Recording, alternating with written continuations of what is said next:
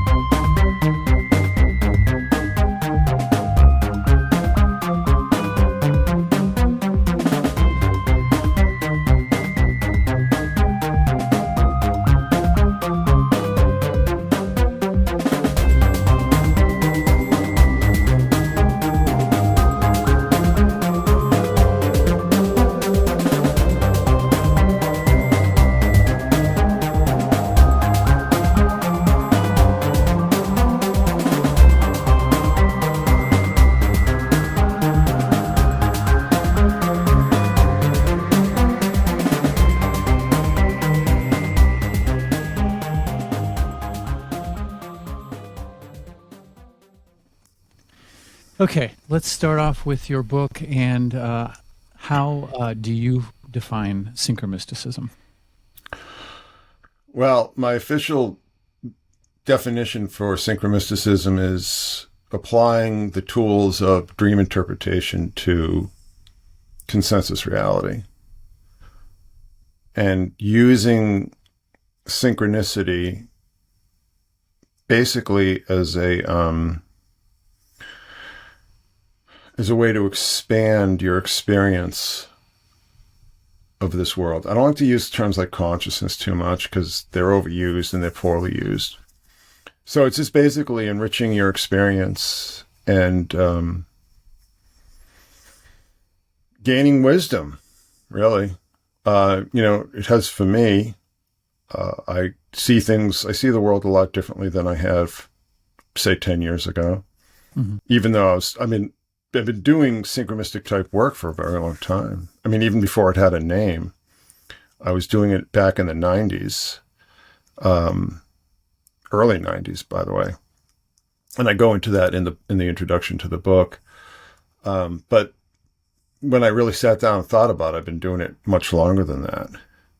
And the reason I wrote the book is that I don't want people to sort of go crazy, which is sort of an occupational hazard with Synchromysticism. I mean, I've seen it happen. People just get too deep into it.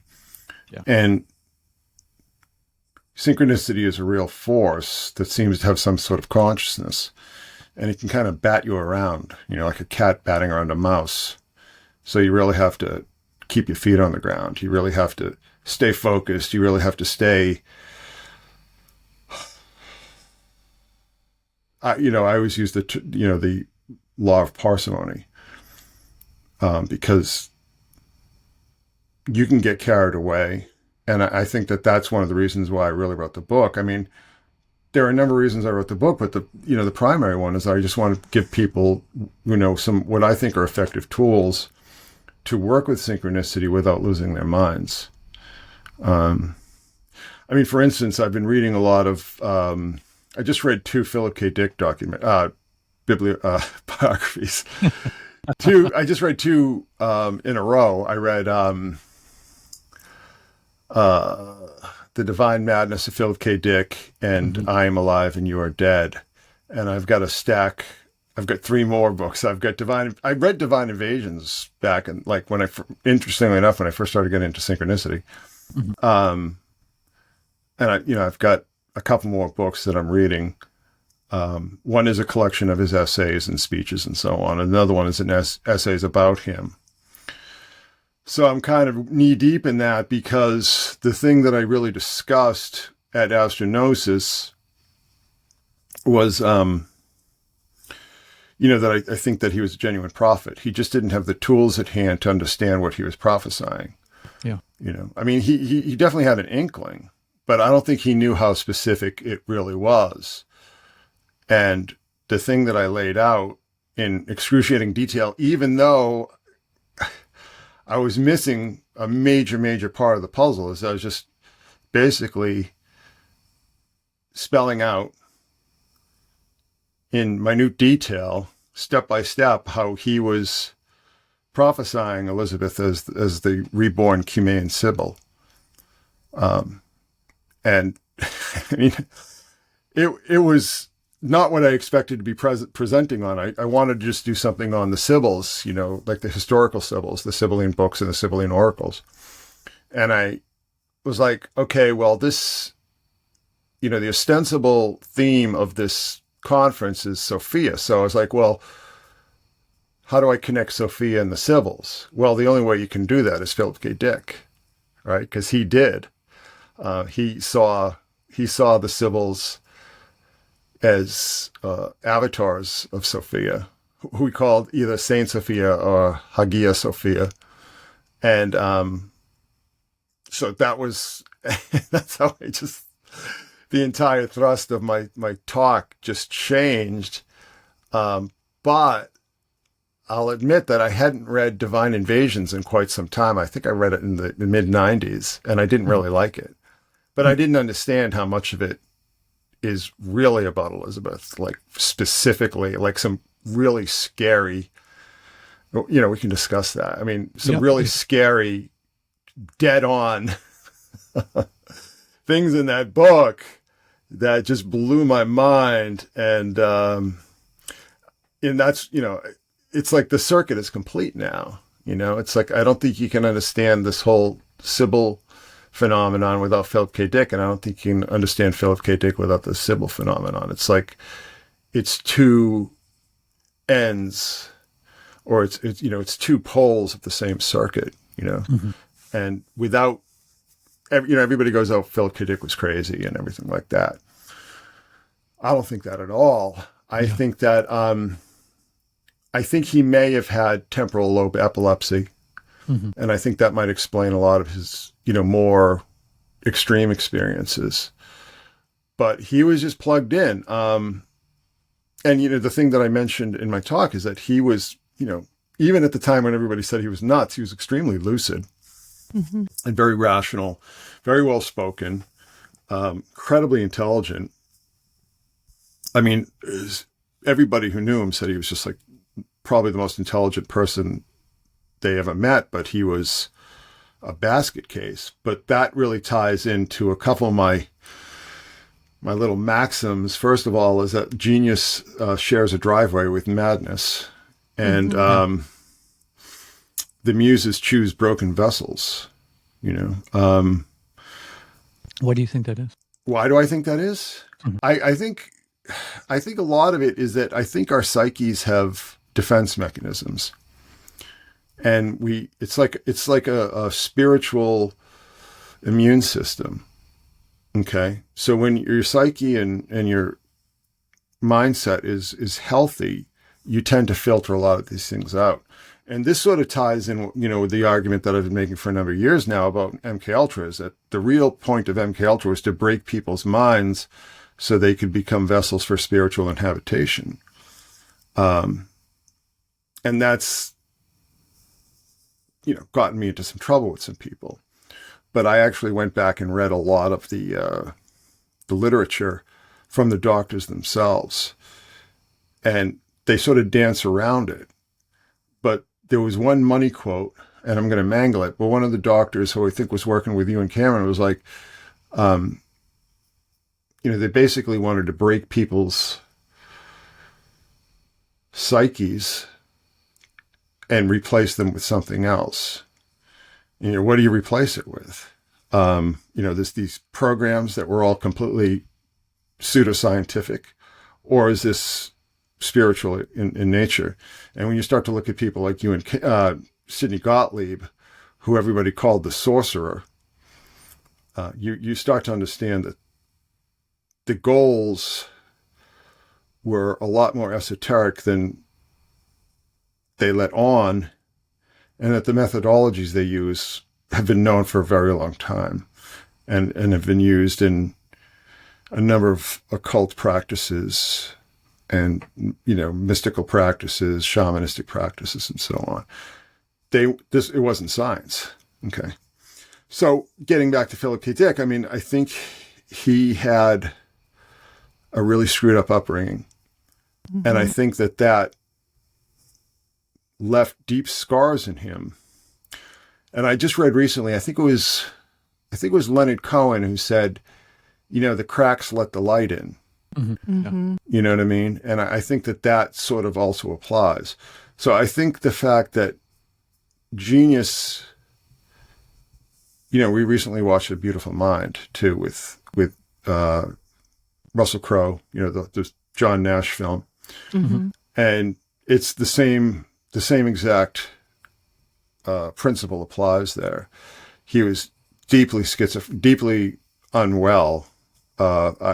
It's not too far to say that he had an immensely broken psyche, but it allowed him to gain access to this knowledge from outside himself.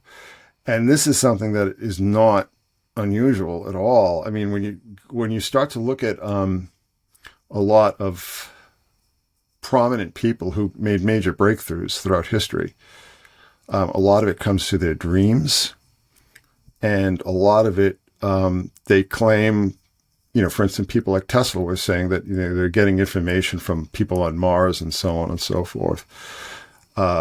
It's not unusual at all. And you can chalk it up to just madness. And that to me is like an easy way out. That's a way to make people feel better about themselves. I think that it's more a function of cracks in the psyche, sort of dampening down, your spiritual immune system. And that can allow for beneficent or maleficent influences. So, I want to pull on the Gottlieb thread for a moment. Do you think that those experiments that they were doing, the intention was maybe initially to work with the individual, but then to take that and scale that to the mass? So the idea being that they could mind control one person and then apply that to media, music, film, and that was the next level of that experiment. I think that was always the intention. Basically the experiments they did with individuals was just that. It was the experimental phase. And I think the time it quote unquote closed down is when we started to see a lot of these techniques go public, go mainstream through a number of different channels.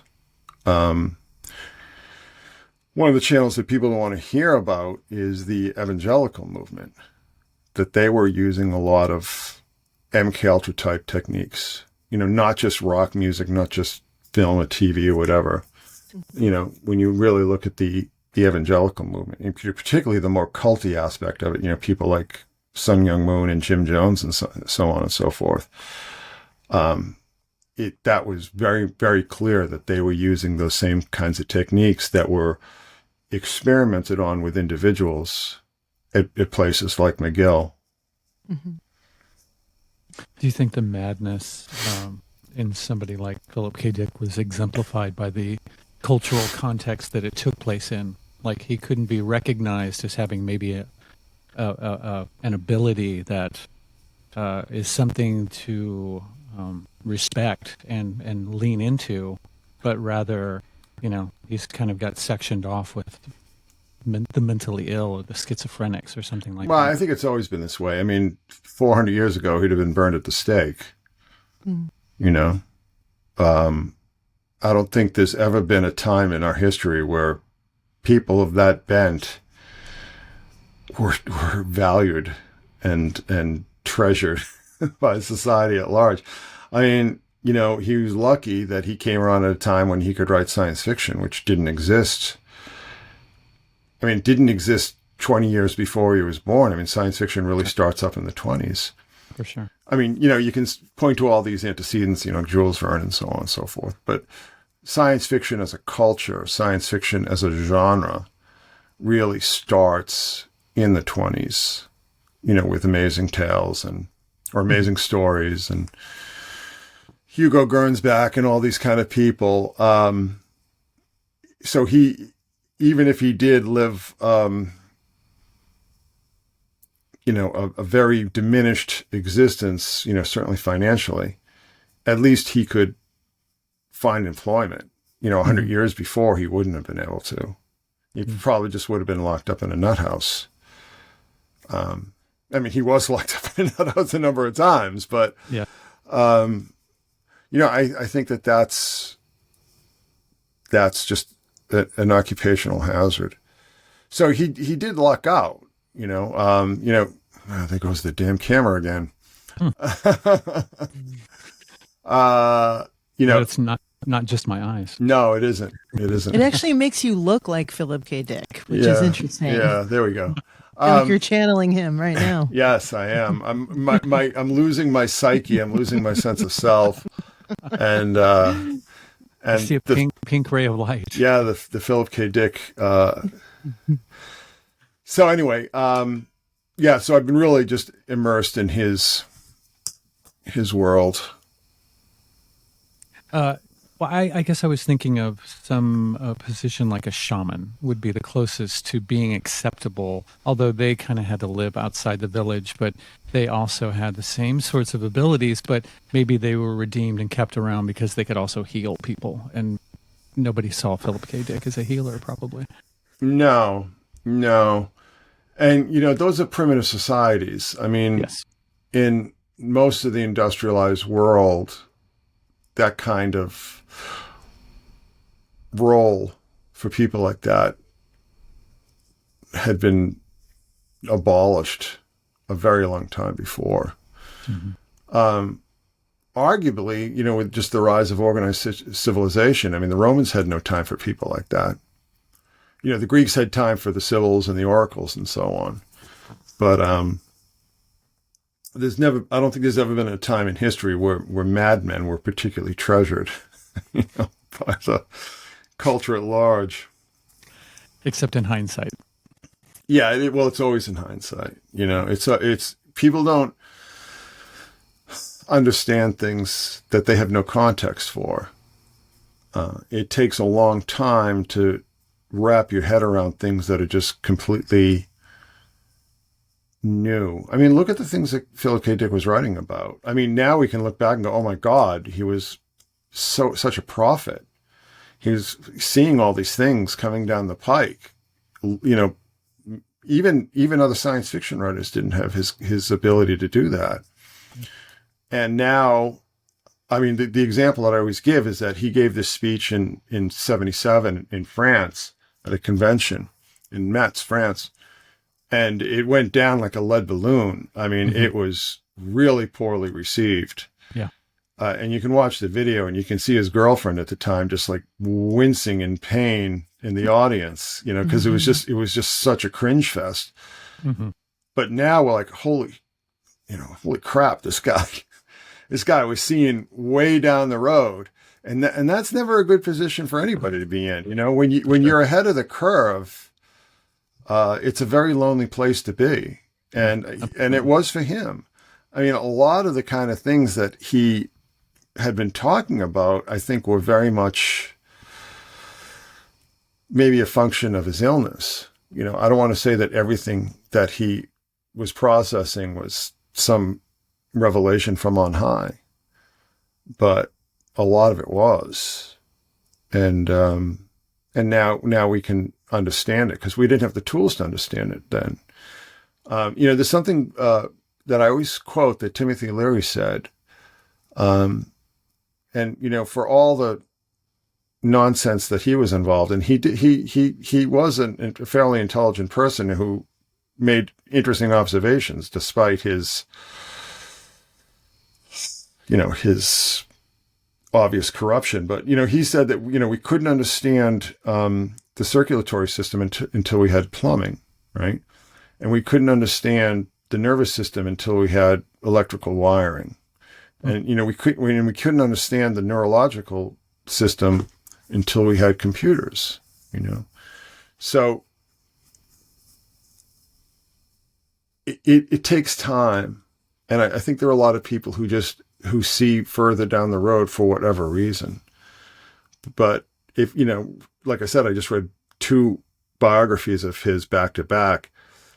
And, I just, it's painful, what he went through. But anyway, back to the point. I mean, so this was all being processed, with a synchronicity. So it's almost like now I have another model, another cautionary model, because he was also an OG synchromystic. I mean, he really was, and everybody said, you got to stop that, because he really was a true synchromystic, but the term didn't exist yet, of course, and he couldn't process it with all the other baggage that he had to deal with. So, the timing is interesting because, like I said, I did read not only the biography, but I also read the exegesis, the 90s version that Lawrence Sutton had edited. And I actually met Sutton. I had spent some time with him at Esalen back in 2008. So Esalen, wow. Yeah. Mm-hmm. So yeah, I'd given 2 presentations there in 2008 and 2009. I was invited by Jeff Kripal. Oh, yeah. Okay. But I'll tell you something. It's a beautiful, beautiful place. But if you're looking for any kind of like skullduggery, look elsewhere. It's just a corny New Age resort, Cuddle puddles you might be able to find there. Yeah, it's the interesting thing though is I did spend time, like hanging out after hours in like the kitchens and stuff with the people who work there, and it was very interesting to hear how disillusioned they were, because these were all people who came from the California Institute for Integral Studies or from the Noetic Sciences Institute, places like that, and they sort of were raised on this whole mythology about Esalen.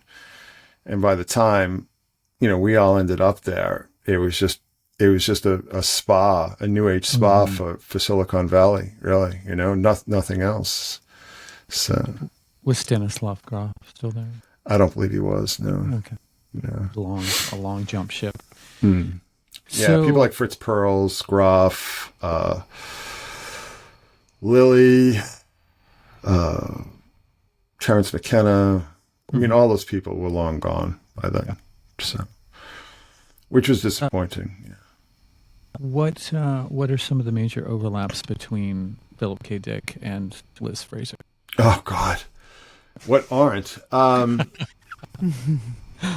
Feel free to take as much time as you need. Well, I mean, I kind of I need my my audio visual materials. Oh, sure. But anyway, so the whole 2374 experience, and I'll just explain that because a lot of your listeners might not be familiar with it. He had started having these visionary experiences following dental surgery in February of 1974. And he was in tremendous pain. I got a story I'm going to tell you about that in just a sec. But anyway, so he was in tremendous pain from this oral surgery he had. And his wife had called the dentist and said, he's really having a hard time. And the dentist called the pharmacy and had them deliver Darvon, a prescription for Darvon, which is kind of an early version of Percocet.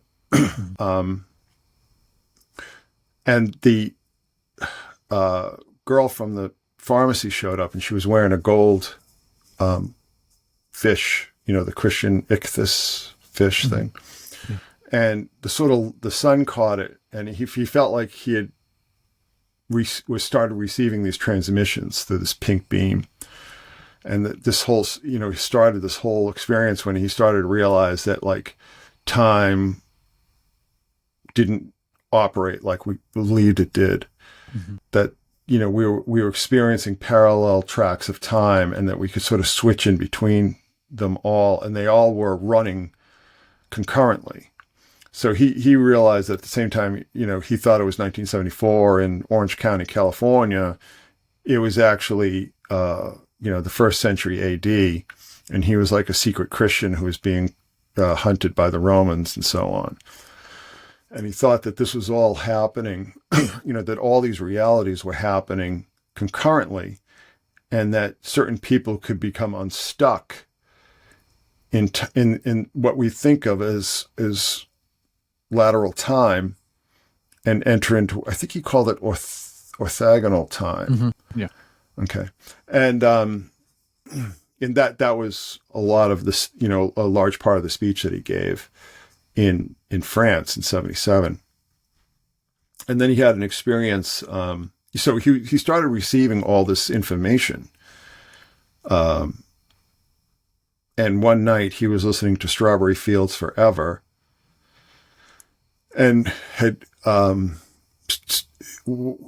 pink beam showed up again, the strawberry pink beam, and had informed him that his son needed surgery for an inguinal hernia that he was going to, I forget the exact mechanism behind it, but it was going to kill him, and that he needed surgery. And they took him to the doctor, and they said, yeah, that's, and then he eventually had surgery to have it repaired.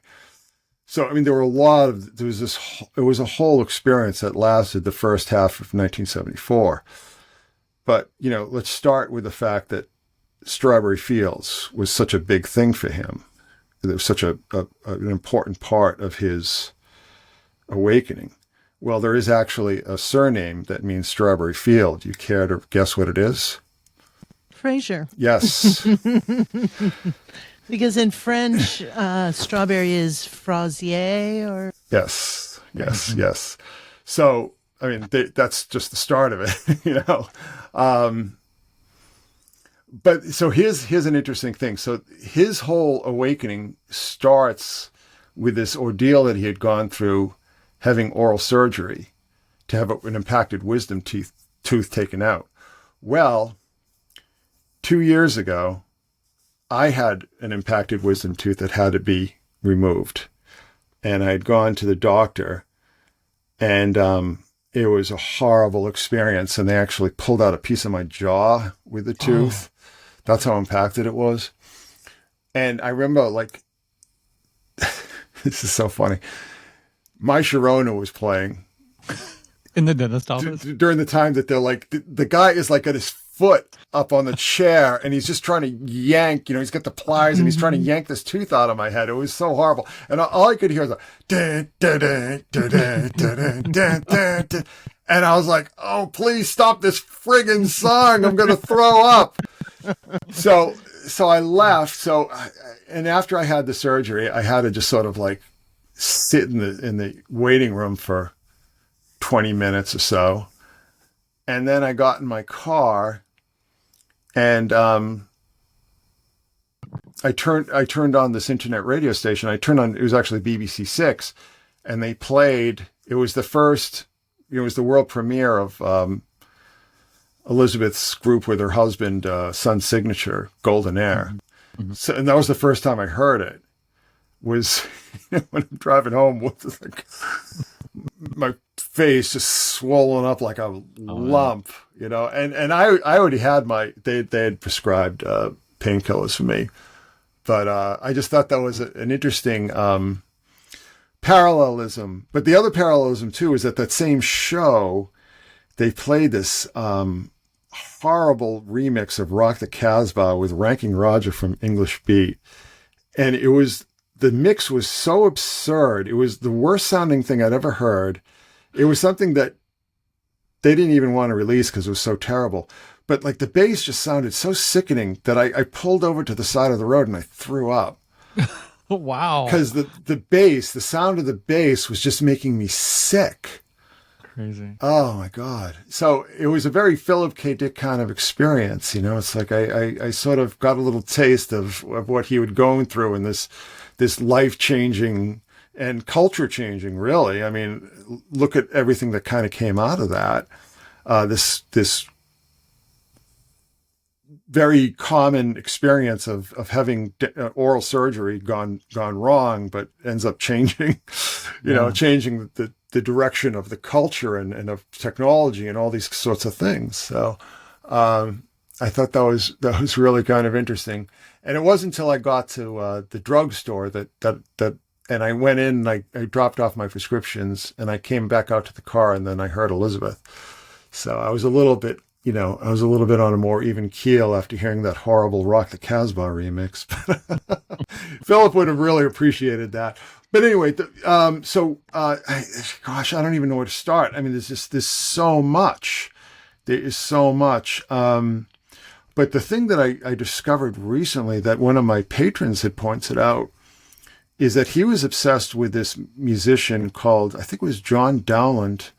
Was it John? No, James, maybe James Dowland. This composer is of the Elizabethan era. Mm-hmm. And it was music written for flute, for lute and the female voice. And so his incarnation of God in Divine Invasion is basically a very thinly veiled version of Linda Ronstadt, who was he obsessed with. But Linda Ronstadt wasn't singing like, You're No Good and When Will I Be Loved and, all these kind of songs that she sang in the 70s. She was singing these medieval, this early music, lute music. But it wasn't just lute music. It was sort of electronic and so on. And one of my patrons said, this is going to be obscure if people don't know the album, but he said what he's describing is Victorialand. Exactly. I don't know if you guys know that record. Oh, are you kidding me? Fucking hell. Yes.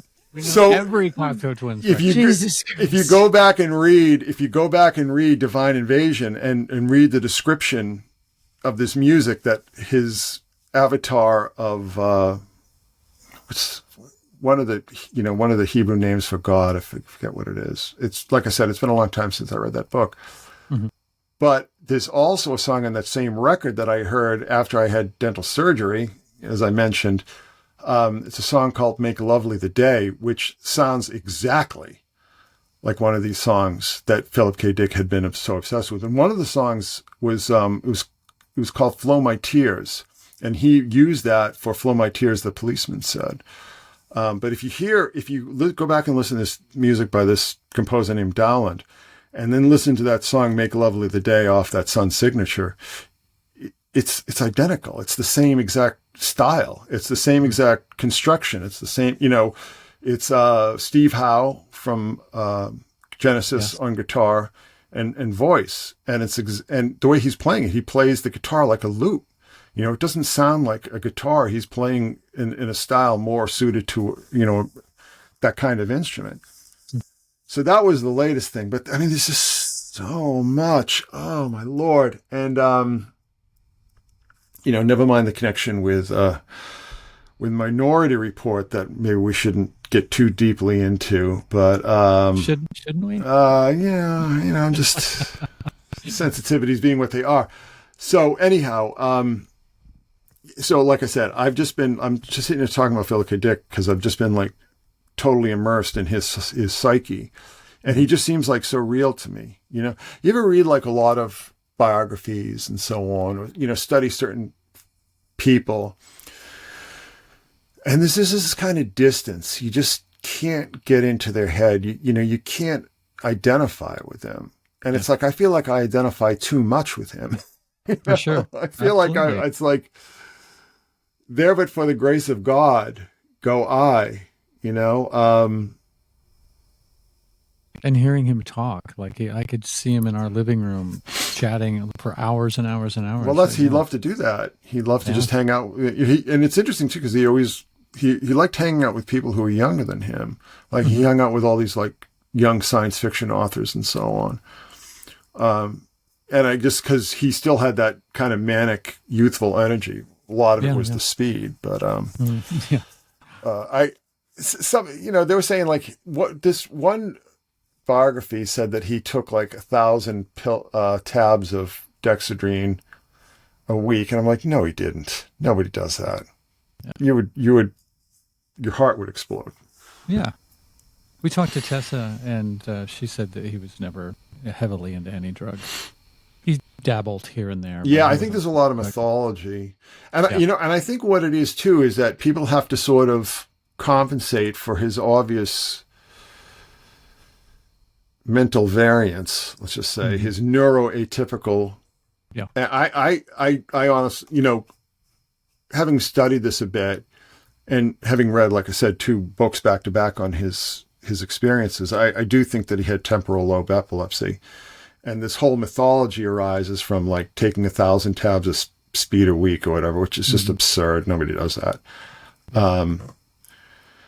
His liver would just have exploded a month into that whole experience. Never mind that he wouldn't sleep at all.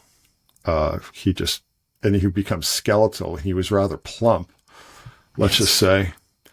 But so he is like, it's interesting because I'm fascinated by him because he was tied into something that all of us aren't.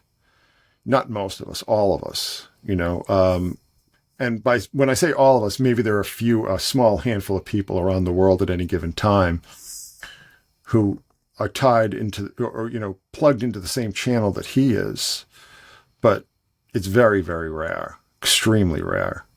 And I think that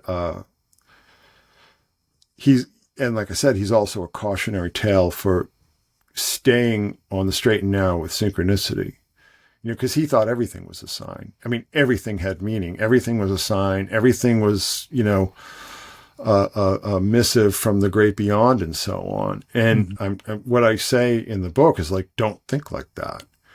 And don't think that you're the center of it. Don't think that you're the focus of it. This is a force that when you notice it notices you. Okay. That's how it actually works. It's not like you're the world savior or something. It's just that you're tapped into a circuit that most people don't. And it's a two-way connection. There is definitely an intelligence behind synchronicity. And like I said, when you notice it notices you, and you have to be very careful about that. So that was really a major impetus behind writing, the title of this, the Secret Sun Synchromystic Handbook, is that I wanted to give people a set of criteria so they could objectively evaluate their synchronicities, which is kind of ironic. It seems like a contradiction in terms because synchronicity is so often highly or almost exclusively subjective.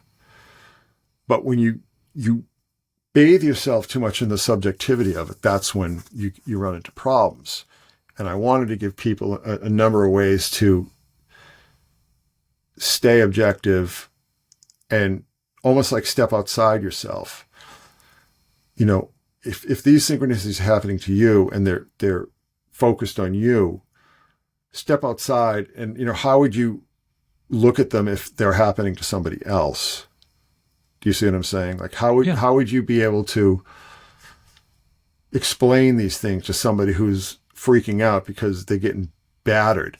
And this is not, I mean, I got battered with synchronicity for a couple, at least a couple years, probably more. And it did a number on me. It really did. It really did. But I think my saving grace during that whole period is that's when I started to develop these tools, and they were different. That the tools that I was working with were a little bit different than the ones I talk about in the book. But being able to do that, really did, I don't want to say it kept me on an even keel because I wasn't on an even keel. I was on a very uneven keel. But I was able to step back and kind of look at these things and say, all right, what's actually happening here? And it's almost to me like in the whole catalog of paranormal and esoteric and occult and metaphysical, in the whole medicine chest of possibilities, I think that synchronicity is the most, how do I put this? I say I want Synchromysticism to become a legitimate form of woo. And I do think that if you work with synchronicity properly and you use these tools to stay objective, I think it's much more, God, what is the term I'm looking for? it's more plausible, let's just say, than tarot or astrology or any of these kind of things, but you do have to keep that sense of perspective with it. And if you don't, you're gonna get swept aside. And I've seen it happen to people. I had how should I put this? I had a synchromistic mentor in the 90s. And he was a very interesting guy.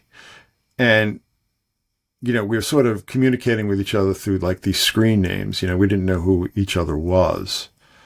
And then we sometime later we found out that, that he had lived he was living I think in Houston at the time, but he at one point was living literally the next town over from me. You know what I'm saying? And it was just whoa. And that's synchronicity. That's kind of how it works, but he did not keep his sense of perspective, and it didn't end well. I mean, he really started to think, I remember he told me, he said that, this whole synchronicity thing, this is just the work of these extra dimensional entities that, have powers far beyond what we can imagine. And they're just screwing with us. They're just messing with our heads. And, it didn't end well. I mean, I don't know how it ended because I lost track of him 20 years ago.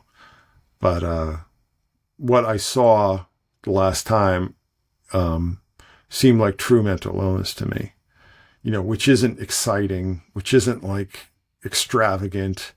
Yeah. It's just depressing. And it's basically your world is shrinking, it's your world is shrinking. I don't know how familiar you guys are with comic books, but there was a cartoonist who actually co-created Doctor Strange and Spider-Man, a guy named Steve Ditko. And he was clearly paranoid schizophrenic. And a lot of the stories that he had done were extremely paranoid, but he'd always do these stories about people's world is shrinking, just sort of everything just closing in on them.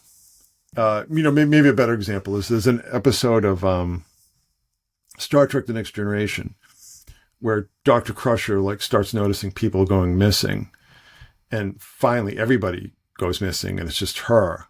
And it turns out she's she's in this coma, and this is all going on. It was a very Philip K. Dick kind of story, to be honest with you, but it was just basically the entire universe contracting in on her. And that, to me, it almost seems like the definition of true mental illness. It's very isolating. You become very disaffected and cut off from the rest of reality, really. And it's very sad. And a lot of times it just leads to catatonia and stuff like that. So, bearing that in mind, I mean, again, this is one of the reasons that I wrote the book and published the book, and I'm very gratified that it's done very, very well. But almost sort of kind of under the radar, because I mean, I've done a number of interviews on it and so on, but I think it's just the kind of book that people get and use and read. But it's not I don't think it's a word of mouth thing, but I think mostly, people see me talking about it or whatever on podcasts and so on. And, but like I said, I mean, it is a handbook. It's a user's manual. And I think, there were some misunderstandings with it when I first published it, because people, what is this little book? What is this thing? And it's cute. It's a handbook. You're supposed to, I made it that size because I want people to keep it in their purse or in their jacket pocket or something. I want people to take it with them. So when they start to have these experiences, they can, take the book out and go, well, what's going on here? And how do I process this? So. It seems like there's different degrees of synchronicity too. There's the kind that you just happen upon and you notice it because you're aware of such things and the possibility of such things. There is the kind that you search for, which maybe that gets into the realm of Hall of Mirrors and gets sort of getting lost in it because you're kind of on the hunt, on the prowl for it. Yeah. And then there's the kind that you discover through research, which is a lot of what you do because you deep dive into all this stuff. Yeah. Yeah. What do you think is probably maybe one of the most tangible marks of legitimacy of a synchronicity? I know that's very vague and painting with a broad brush, but I mean, something that you can prove with documentation, like timestamps or some sort of objective documentation that you can show to people and say, it isn't just like I had a dream or I said I had a dream about, I don't know, like a blue jay. And then I woke up and I went out to my car and there's a blue jay sitting on my rearview mirror or something. I mean, whatever. I mean, I got to tell you something. I don't really do much with those kind of syncs unless there's some way that I can timestamp it, like maybe something that I tweeted on or something, and then something else happens. Yeah. But if it's pure, if you have to take my word for it, I'm not interested in that. Sure. It's only meaningful to you. Yeah. And to be honest with you, at this point, it's not meaningful to me. If I can't prove, I feel very uncomfortable talking about things that I can't prove, or at least present evidence for. Sure. I don't like to talk about things that I can't give you some kind of evidence for. And I've had so many of these kind of, textbook Jungian synchronicities that unless they're really extravagant, I don't pay attention to them anymore. I just take them for granted. I think synchronicity is a dime a dozen, coincidence is a dime a dozen, it's just the way the world works. And this is why I sort of break it down, how meaningful is this? And, the things that I try to stay focused on is what I call symbolically supercharged meaningful coincidence. Things that that have a greater perspective than just what's going on inside my head. Again, that's not interesting to me. It just is what it is. I'm interested in things that I'm presenting information that people can look at from their own perspective, without having to be inside my head, so to speak. I have something to, I'm trying to cogently lay this out for you so that I can be very economical in my words. I had this experience back in 2000 where I witnessed something that was definitely otherworldly. Mm-hmm. And I kind of put that in the back of my mind as a story that I would want to write someday. And I've started to write this story this many years later. And there, in my research of this event that I witnessed, I have found that there is Scottish and Orkney and Irish folklore that speaks to this phenomena that I witnessed, that I had no idea of. Are you going to tell me what it was, or? I will tell you off camera Okay. because it's a story I'm developing.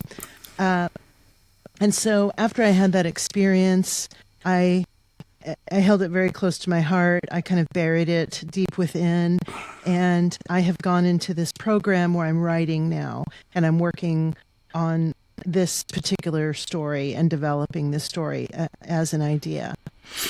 Since I have started to write the story, there have been myriad experiences, way more than I can count, of a specific word that is associated with this phenomena that keep coming up, like day after day. And at like every piece of equipment that I touch, that word will pop up, whether it be media, on social media, or a film that I will watch, or a television show that has nothing to do at all. A restaurant was named this thing, which is very bizarre.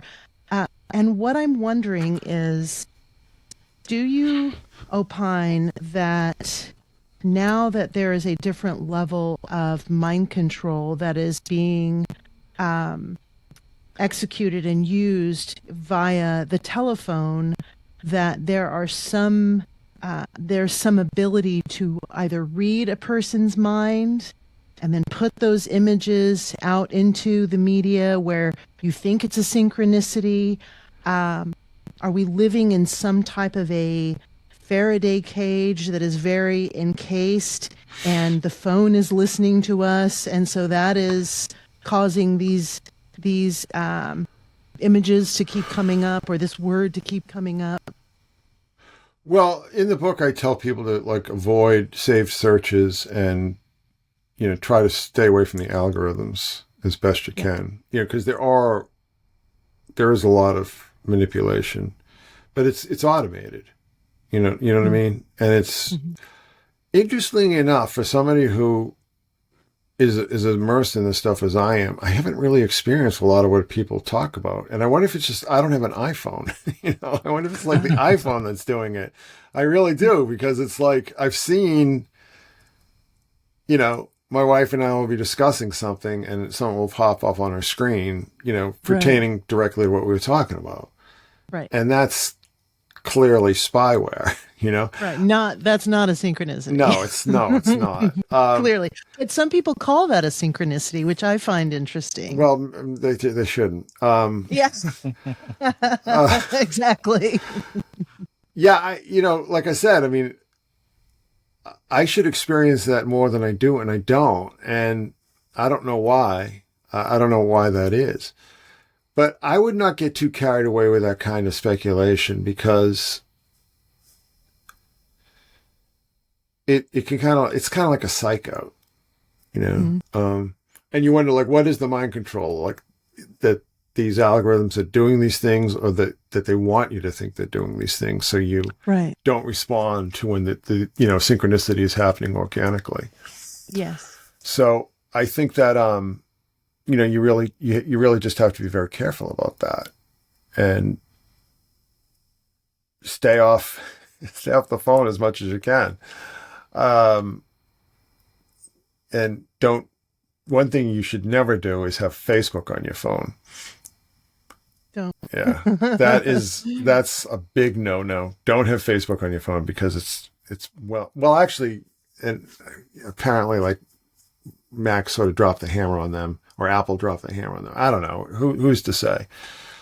But, that's why, again, I try to avoid the more personal stuff, because, I mean, who the hell knows, why, when I first started getting, like, in the wake of 9/11, by the way, when I first started getting really serious in this stuff, it's like I didn't trust what I was finding online. I had to go to the library and find books to get the information that I was looking for, and the older the better.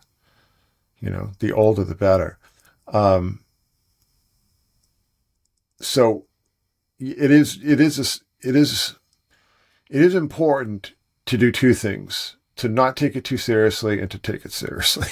If that makes any sense. But don't allow yourself to be manipulated in either of these directions.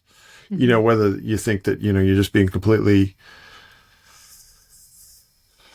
led down this garden path by the electronics, or that you're not, if that makes sense. And like I said, I mean, when personal synchronicities arise for me, not only like those kind of Jungian ones, but, maybe more objective ones, I just kind of let them pass, because it took me a long time to get outside my head. It took me a long time to escape the prison of my mind.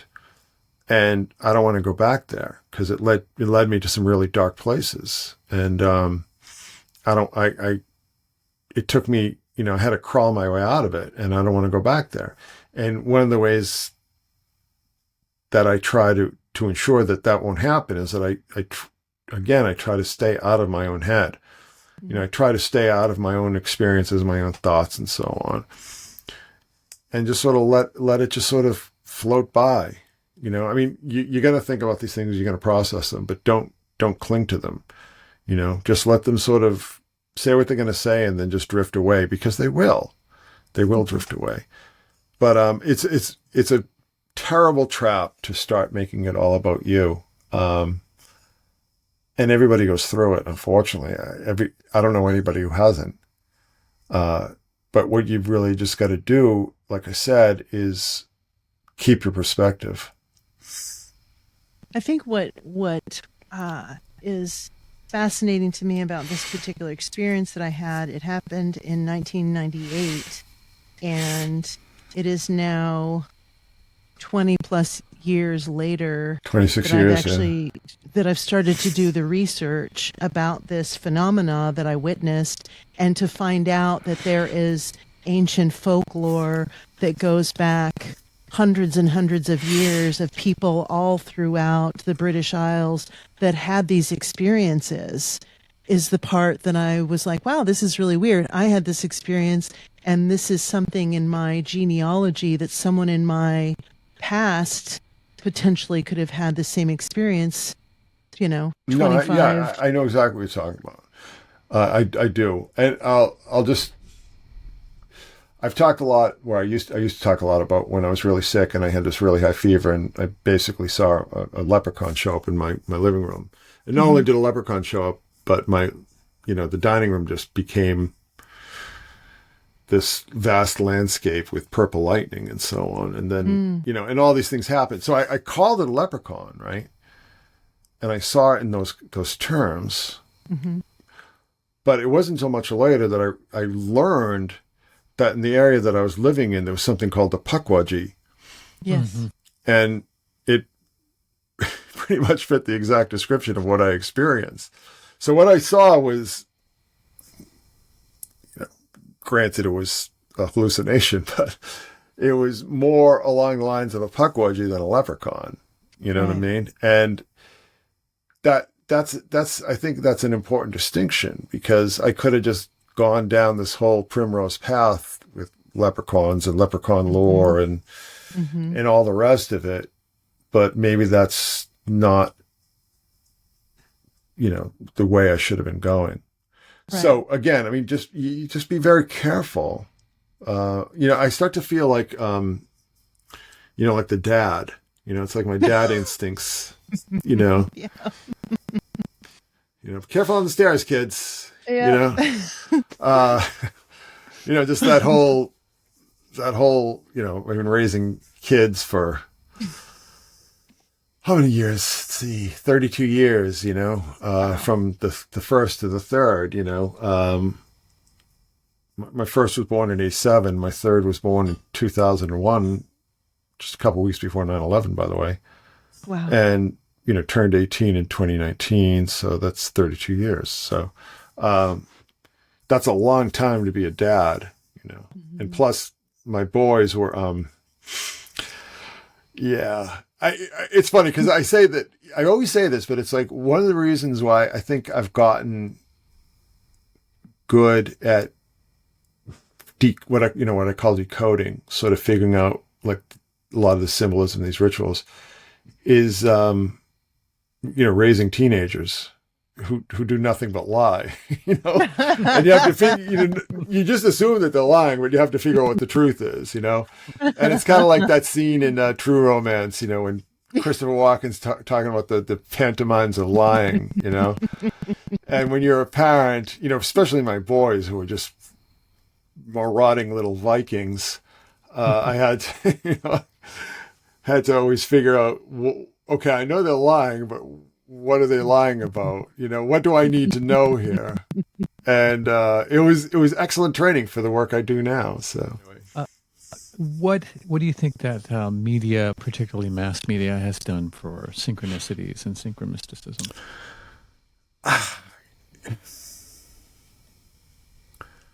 Muddied the waters. That's what I was going to say. Muddied the waters, or It's just a jumble now. I mean, there's so many competing narratives, and there's so many, there's so many outlets.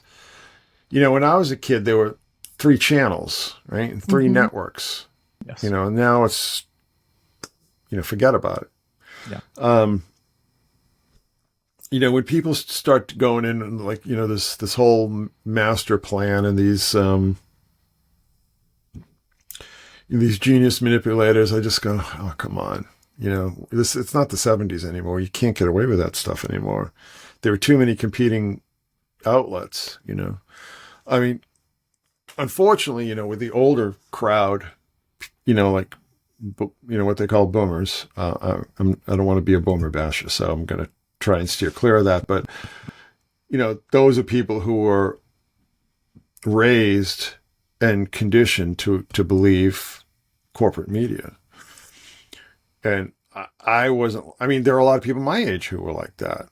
There are a lot of millennials and Zoomers who were like that. I grew up on the hardcore scene in Boston, so I didn't trust anyone. I've written about this, my kind of strange upbringing in basically a town that was run by the mafia, the Irish mafia, Irish mobs.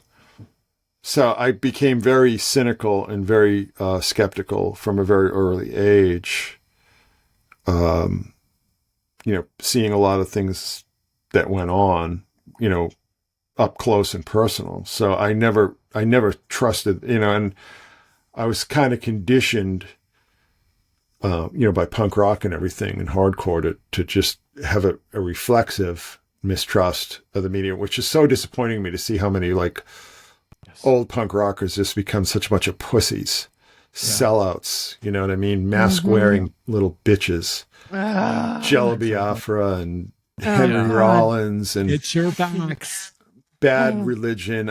All these people are such sellouts and little punks and bitches. Spineless, fucking spineless. Oh, it makes me sick. It's like, I can't even there's some hardcore stuff or punk rock stuff that I still like, but it's usually like the older stuff or some of the newer stuff. It's like that whole period, like that whole cohort that I came up with, I'm so disgusted with.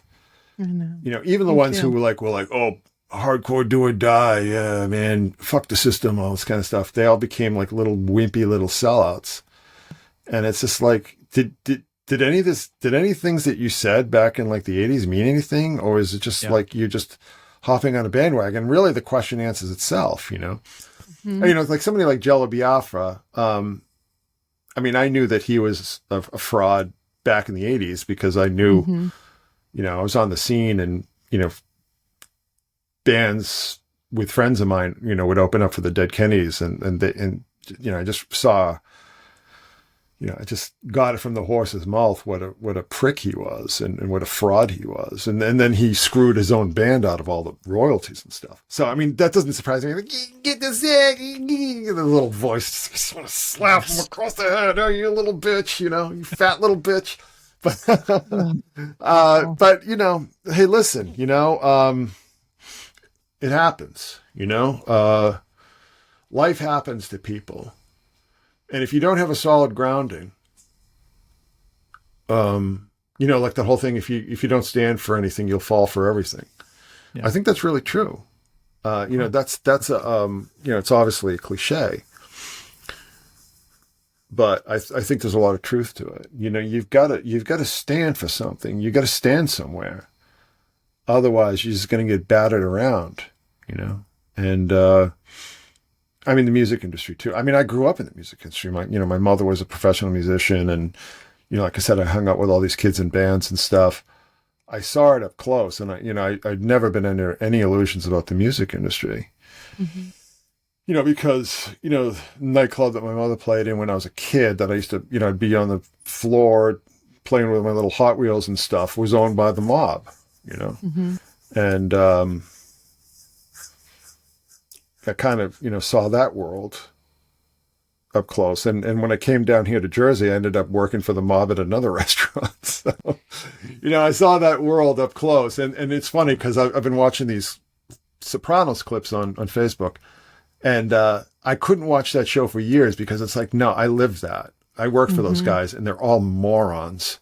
Like Tony Soprano comes across as this like really kind of, he's kind of gruff and everything, but he seems like he's got a lot going on inside his head. That's not what any of them are like. So they're just morons. Anyway, we're going so far afield here, but yeah.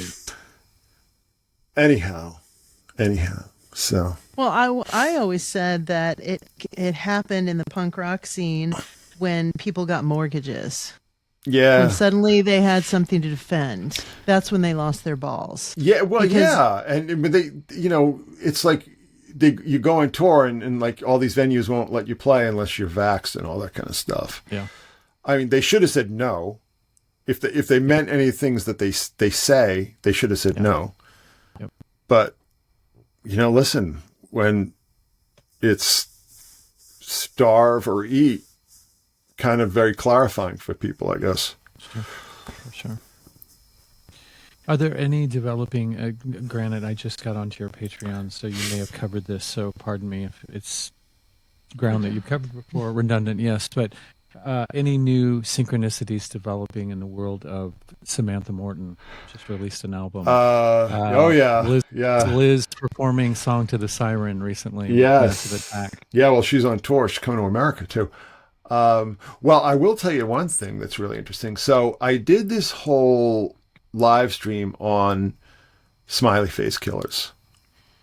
And I did this section in it sort of positing what if Jeff Buckley was a smiley face victim?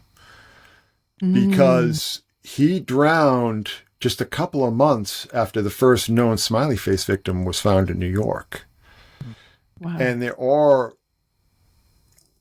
I a couple of years ago, I had spoken to William Ramsey. I'd done a show a couple of times, and we had sort of batted this whole possibility around, like after we did the show and everything, which is kind of like, and I started to think like, well, what if that actually happened? Now, here's the interesting thing is that there's only one witness to his drowning, a guy named Keith Fody. He's the only one who knew what happened.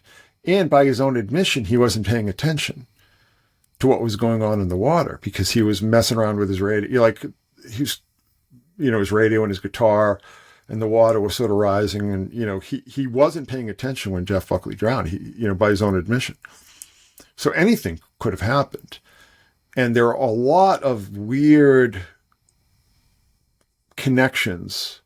So I sort of posited that it's very possible that Smiley Face is a cult. Okay. And it's a cult that's based on like these drowning gods, in particular, Antinu. So what if there's this Antinu cult, which is sort of very much tied in with like Egyptian occultism, because Antinu was identified with Osiris at one point. But at the time Jeff Buckley drowned, it was the start of the Memphis Carnival. And if you know anything about the Memphis Carnival, there are all these crews, like the Osiris crew, like the Phoenix crew, like all these crews that are named after like Egyptian stuff because it's Memphis, and they got that big ass pyramid there and everything like that. So it really struck me as like, there's a lot of very strange, I don't even want to say circumstantial evidence, but there are a lot of strange sort of signifiers that may point to that he was an early smiley face victim. Now here's the thing. So there was this guy, Keith Fody. Well, the other day I get this suggestion on Facebook for this other guy whose name was James Fody. And I'm like, why am I? And it's, and then it turns, this guy, Keith Fody, who was with Jeff when he drowned, was also from New Jersey. And I was like, oh. And then I was like, oh shit, Fody.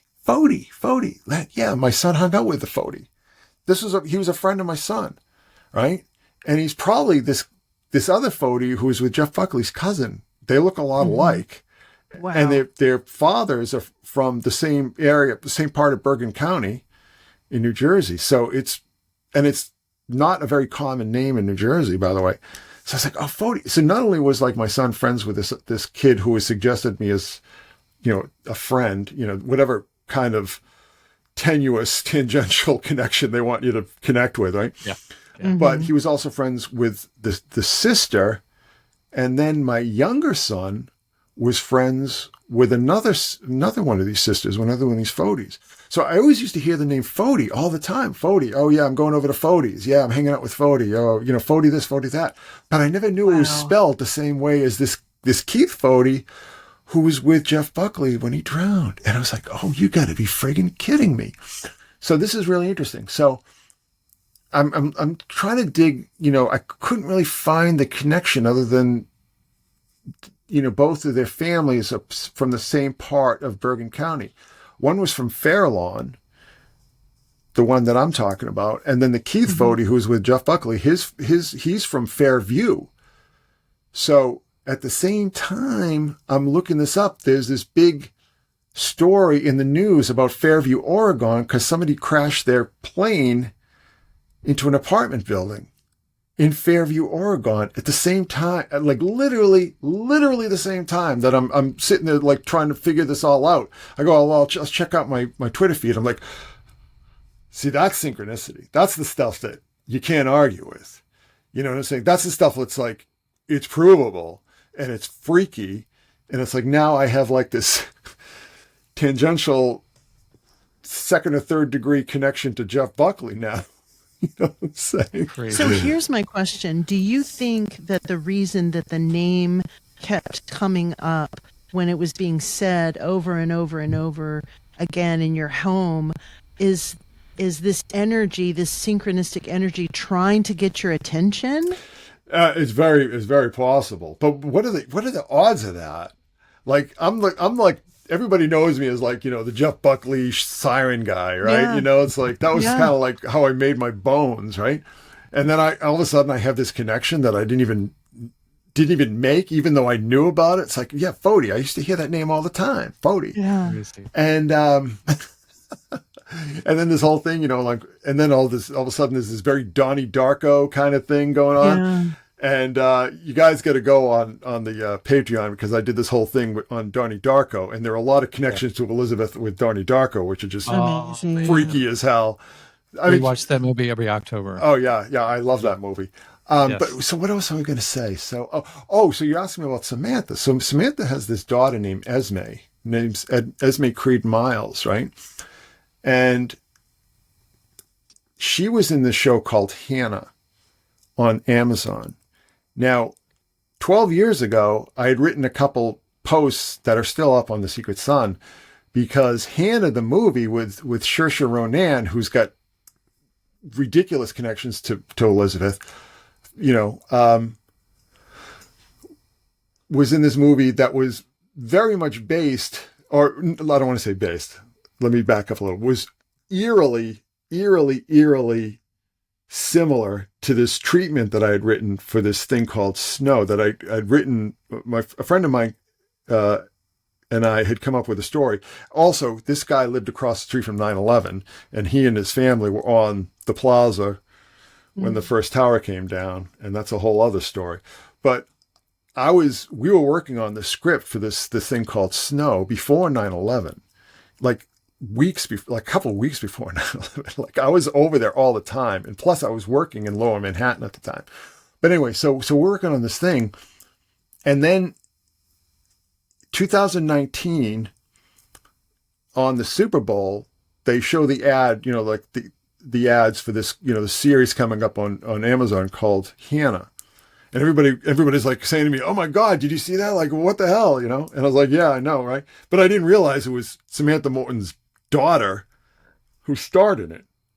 You know what I'm saying? So it's like, there's another strange connection. And again, this is something documented. You can it's time stamped. You can just go online and read me talking about how this friggin' Hannah movie was clearly, was eerily similar to this treatment that I'd written, that I'd actually put online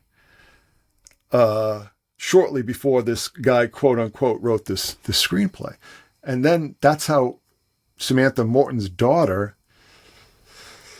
became famous. So it's just like, oh man, I'm losing track of all these connections now. But that's a crazy one, and she's also a musician too. So anyway, Her daughter is. yeah, the daughter. She's really good too. She sounds. I mean, Samantha's sort of like. I don't want to be unkind because I love Samantha, but it's kind of like the best secretary at karaoke night. You know what I'm saying? Yes, I know exactly what you're saying.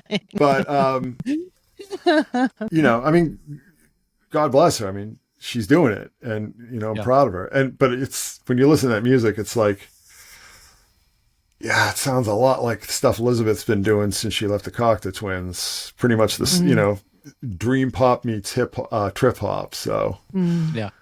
make of that what you Massive will. attacky. Yes. You know what I mean? Yeah, very. Yeah. And actually, the first song that she did, I forget the title of it, but it starts off eerily similar to Teardrop.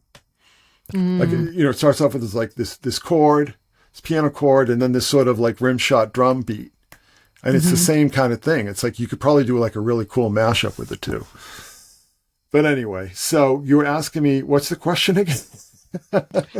I was just wondering if there's any synchronicities that you came across with this Sam's album just coming out, Liz touring with Massive Attack, and then there's this clip going around with her singing Song to the Siren where the audience is completely silent. It's like a church in there. I remember, I believe that you posted it, that something having to do with both of those was happening simultaneously. And I don't remember what it was because I read the whole thing. But well, all right. So a friend of mine went over to London, to Bristol, to see the big show that Samantha Morton played, and then Liz obviously headlined with Massive Attack. And he said it was like a religious experience. And he said, like, when she came on stage, people were just riveted. You know, people were spellbound by it. And, you know, that's kind of interesting because to be honest with you, I'm not really a big fan of Massive Attack, and I'm not really a big fan of her work with Massive Attack because it's just that one voice, you know, that's sort of like almost like a falsetto soprano. And it's like, it's just the tip of the iceberg of her abilities. for sure. So I'm not really that crazy about it. But, you know, he said that people were just like transfixed, you know, and I had actually seen them at Radio City in 2019. And it was interesting because it was during, I won't go into it because it's too long. It was during a time of personal crisis for me. And it's sort of, there were a lot of very strange synchronicities attached to that. But anyway, I'd seen that, and it was astonishing. But it was astonishing, first of all, because the band was so damn loud. I didn't think that Massive Attack were going to be like Slayer loud. You know what I mean? The Who. Like, they were loud. I mean, wicked loud. I was like, whoa. And plus they had these video screens up. And I was like, I hope to God that there were no epileptics in the crowd, because it was complete and total sensory overload and just like flashing. But it was also very, very apocalyptic. I mean, they really presented her very deliberately as a Sibyl. Like, she really, you know, she was presented and carried herself because, you know, she's singing these songs off that album, and they're showing all these videos, you know, of war and riots and, you know, just all this kind of stuff. And it was really an experience. It kind of reminded when I saw The Clash, because The Clash had the same thing going on with like the video screens, and it obviously influenced by it. But I wasn't prepared for that. You know, just how overwhelming it was, both visually and sonically. So anyway, what's the question again? What do you want to know? Synchronicity. Oh, yeah. I mean, too many to mention, but I'll sort of let that lie for the time being. One thing that I did find interesting that I had posted about is that Samantha won this BAFTA fellowship so the BAFTAs are kind of like the Oscars. Yeah. And she was selected for this fellowship, which is like a very, it's a real honor. It's a real, really distinguished honor to receive. And she had posted on Instagram that night, it was a picture of her, of Samantha at the awards, and the music was Song to the Siren. It was Elizabeth singing Song to the Siren. Interesting. And then a couple days later, she posted another shot of her, at the awards, and another Cocteau Twins song called Violin. Mm-hmm. Do you know the song Violin? Of course. Yeah. So I thought, so this is her big night. And how does she choose to observe it? By posting a picture of her with Song to the Siren as the soundtrack. So make of that what you will. I mean, that's just a whole rabbit hole that's best left unexplored in this context, because we'll be here for the rest of the year. Literally. Well, we just recently interviewed Larry Beckett, as I emailed you and told you that we were going to speak to him about his relationship with that song and the writing of the lyrics of that song. And it was really fantastic interview. Did he talk about Jeff at all? He did. He Yes. was actually good friends with Jeff. Oh, that's right, because the movie, yeah. And he had many unpublished, never released letters from Jeff that Jeff wrote him. And one of the common threads in their relationship was that Jeff was always fighting being underneath his father's shadow. I found that a very Well, they had no interesting- relationship. I think they only met each other like twice. I think probably a lot of it was a comparison, that people were comparing Jeff to Tim and Tim's ability as a singer and a performer.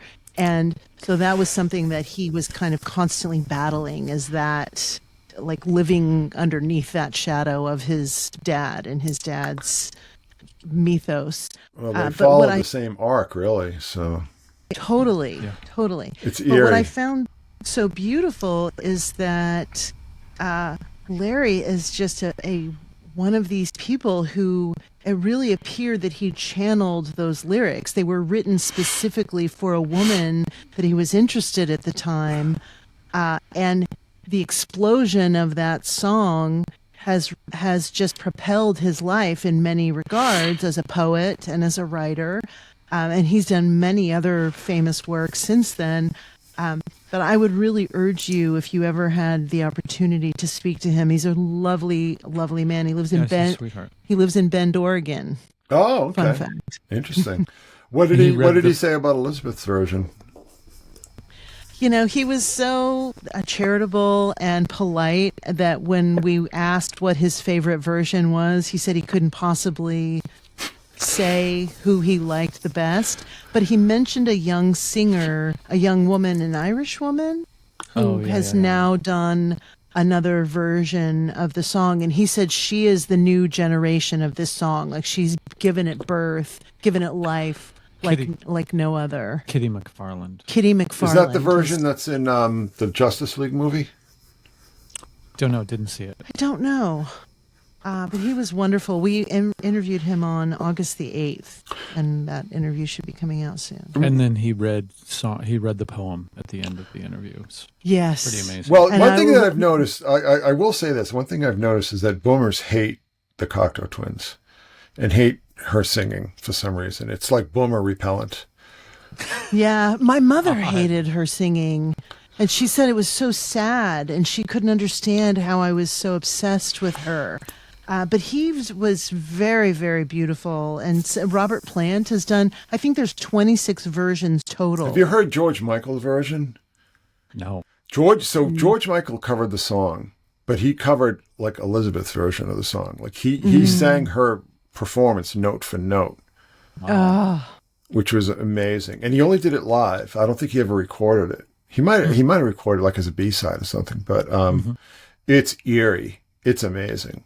So it's on YouTube somewhere. I would love to hear that. I mean, I don't know if it still is on YouTube, but that's where I saw it. It was eerie. It was really powerful. And of course, Sinead sang it, which... Yes. Well, Larry knows about you because Larry, when he was doing research about our show, because he was like, why the fuck do you guys want to talk to me? Yeah, like I was looking at your roster and... We looked at your other interviews and we're like, what the fuck do you want with us? He and his wife. But I think he touched on your interview. He listened to your interview, so you are in his frame of reference. The one we did?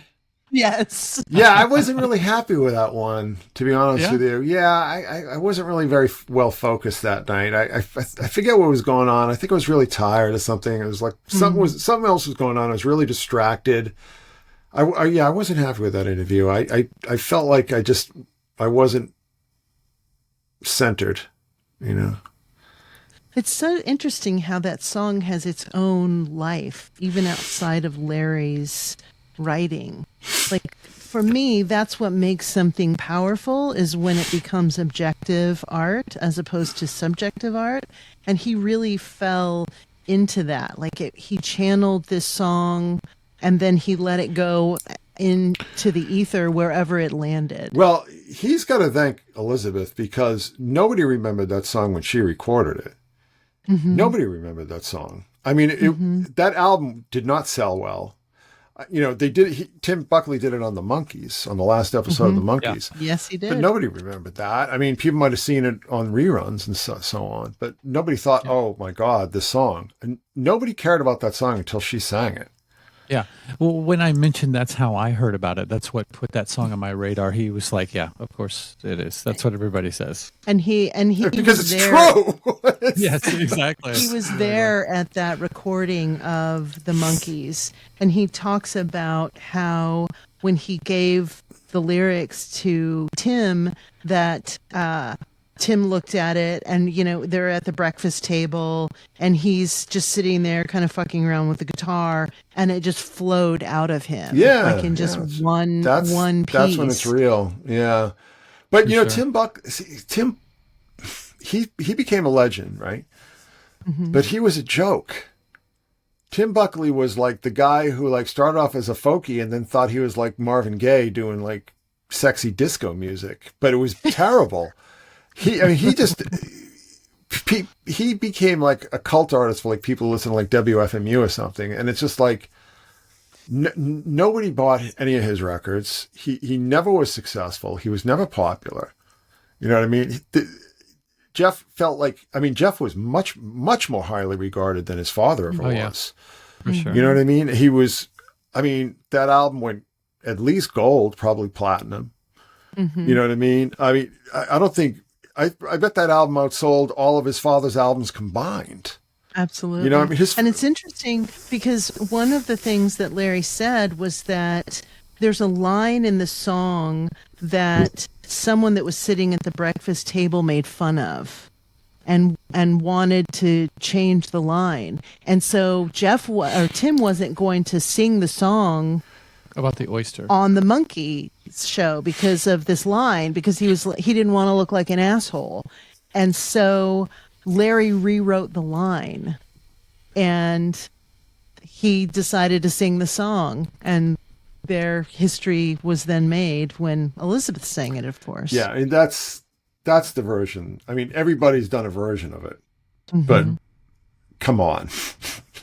What's the version that people know? Right? Yeah. And everybody who's done a version of it isn't because of Tim Buckley. Everybody did a version of it because when they heard Elizabeth singing, it just completely wiped them out. Exactly. Robert Plant was obsessed with the Cocteau Twins. He actually told his record company that he wanted to be the Cocteau Twins. So it's just like, I mean, come on. I mean, it's just, I don't know. I mean, what are you going to say? He's a boomer. What does he know? Boomer bashing. It's leaking out. Oh, so my mom was one of the first boomers. And like she said, she was a professional musician. And so I got the boomer experience firsthand. And I'll tell you something. So that the millennials and everything are all about the boomer. Like we were, like us early Gen Xers, we're the ones who literally got our asses kicked by the boomers. And we just spat on and shat upon and all this kind of stuff. I mean, and, when boomers get on my nerves, I'll bring it up, but I don't sit there and obsess on them, Yeah. I mean, I like a lot of boomers. I have a lot of boomer friends, It's like, I don't hold anything against them except for the mythos. It's the generational mythos that I find so repulsive. But it's like, it was me and I don't know how old you guys are. I think you're a lot younger than me, but it's my cohort that kind of. That's nice of you. What's that? That's nice of you. I just turned 56. All right. 58. So you know what I'm talking about. I'm 58. I just turned 58. So. Same here. Yeah. So, I mean, you know how it was. Yes. We could do no right. We were we were the younger siblings, or in my case, I mean, my mother was 20 when she had me, but that's because people used to get married a lot younger and have kids a lot younger than they do now. So exactly. What does this have to do with synchronicity? I don't know. I'm not sure. It's the tributaries that run, everything leads back. Everything is connected. See, that's what synchronicity really, you ask me what synchromysticism is about, and people go, well, what's it good for? And to me, what it's good for is to connect you, society wants to atomize everyone and alienate everyone. And synchromysticism, I think, is a very, very effective antidote to that. It circumvents that process, that atomization, that separation process. So I think like everything that I talk about or I'm interested in is somehow connected, because that's my whole philosophy, is that everything is connected. And the meaningful connections are the ones that we should pay attention to. And we might not even know the meaningful connections until we sort of hash them out. But if you're drawn to a particular symbol or a particular artist or a particular book or a particular film or work of art or an event or sport, whatever it is that you're particularly drawn to, there's probably a reason for that you just haven't parsed yet. You just haven't figured it out yet. You haven't worked it out yet. And once you do, then everything's, the flowers bloom, once you figure out exactly why you're drawn to these things and how you're drawn to these things, and you start to see all the synchromistic strands that tie them together, that changes your life. Okay. I mean, it changed my life. It changed. You got to find out what your Foudy is.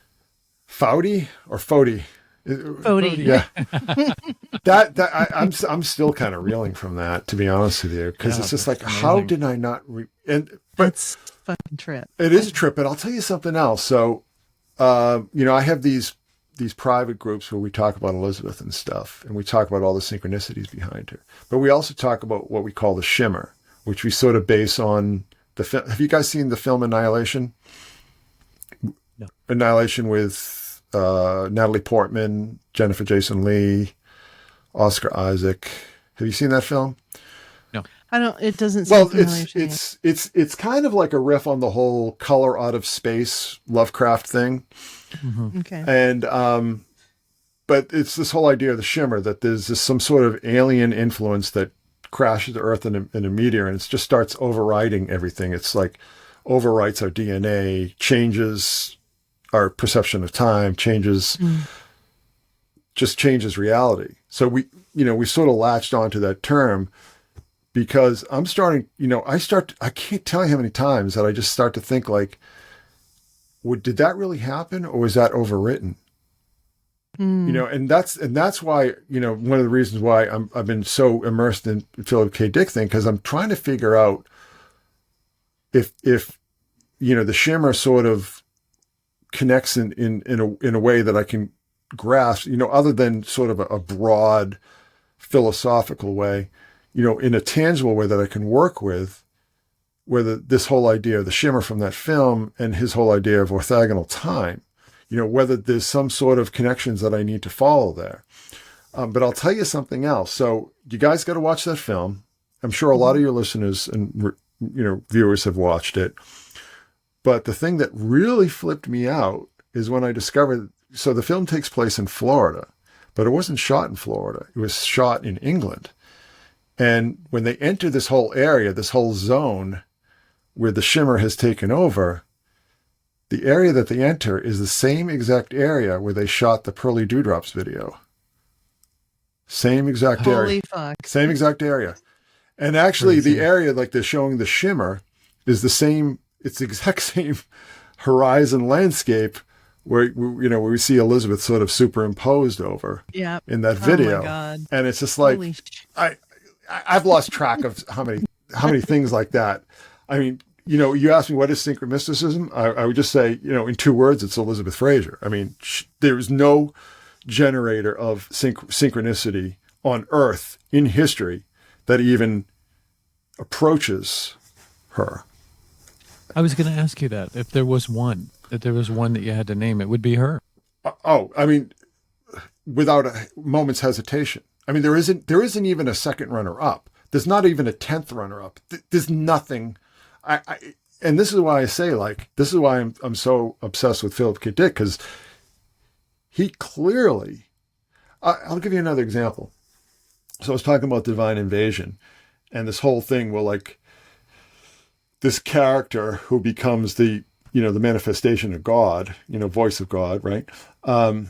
Makes this music that the way he describes it is exactly Victorialand, right? Mm-hmm. Mm-hmm.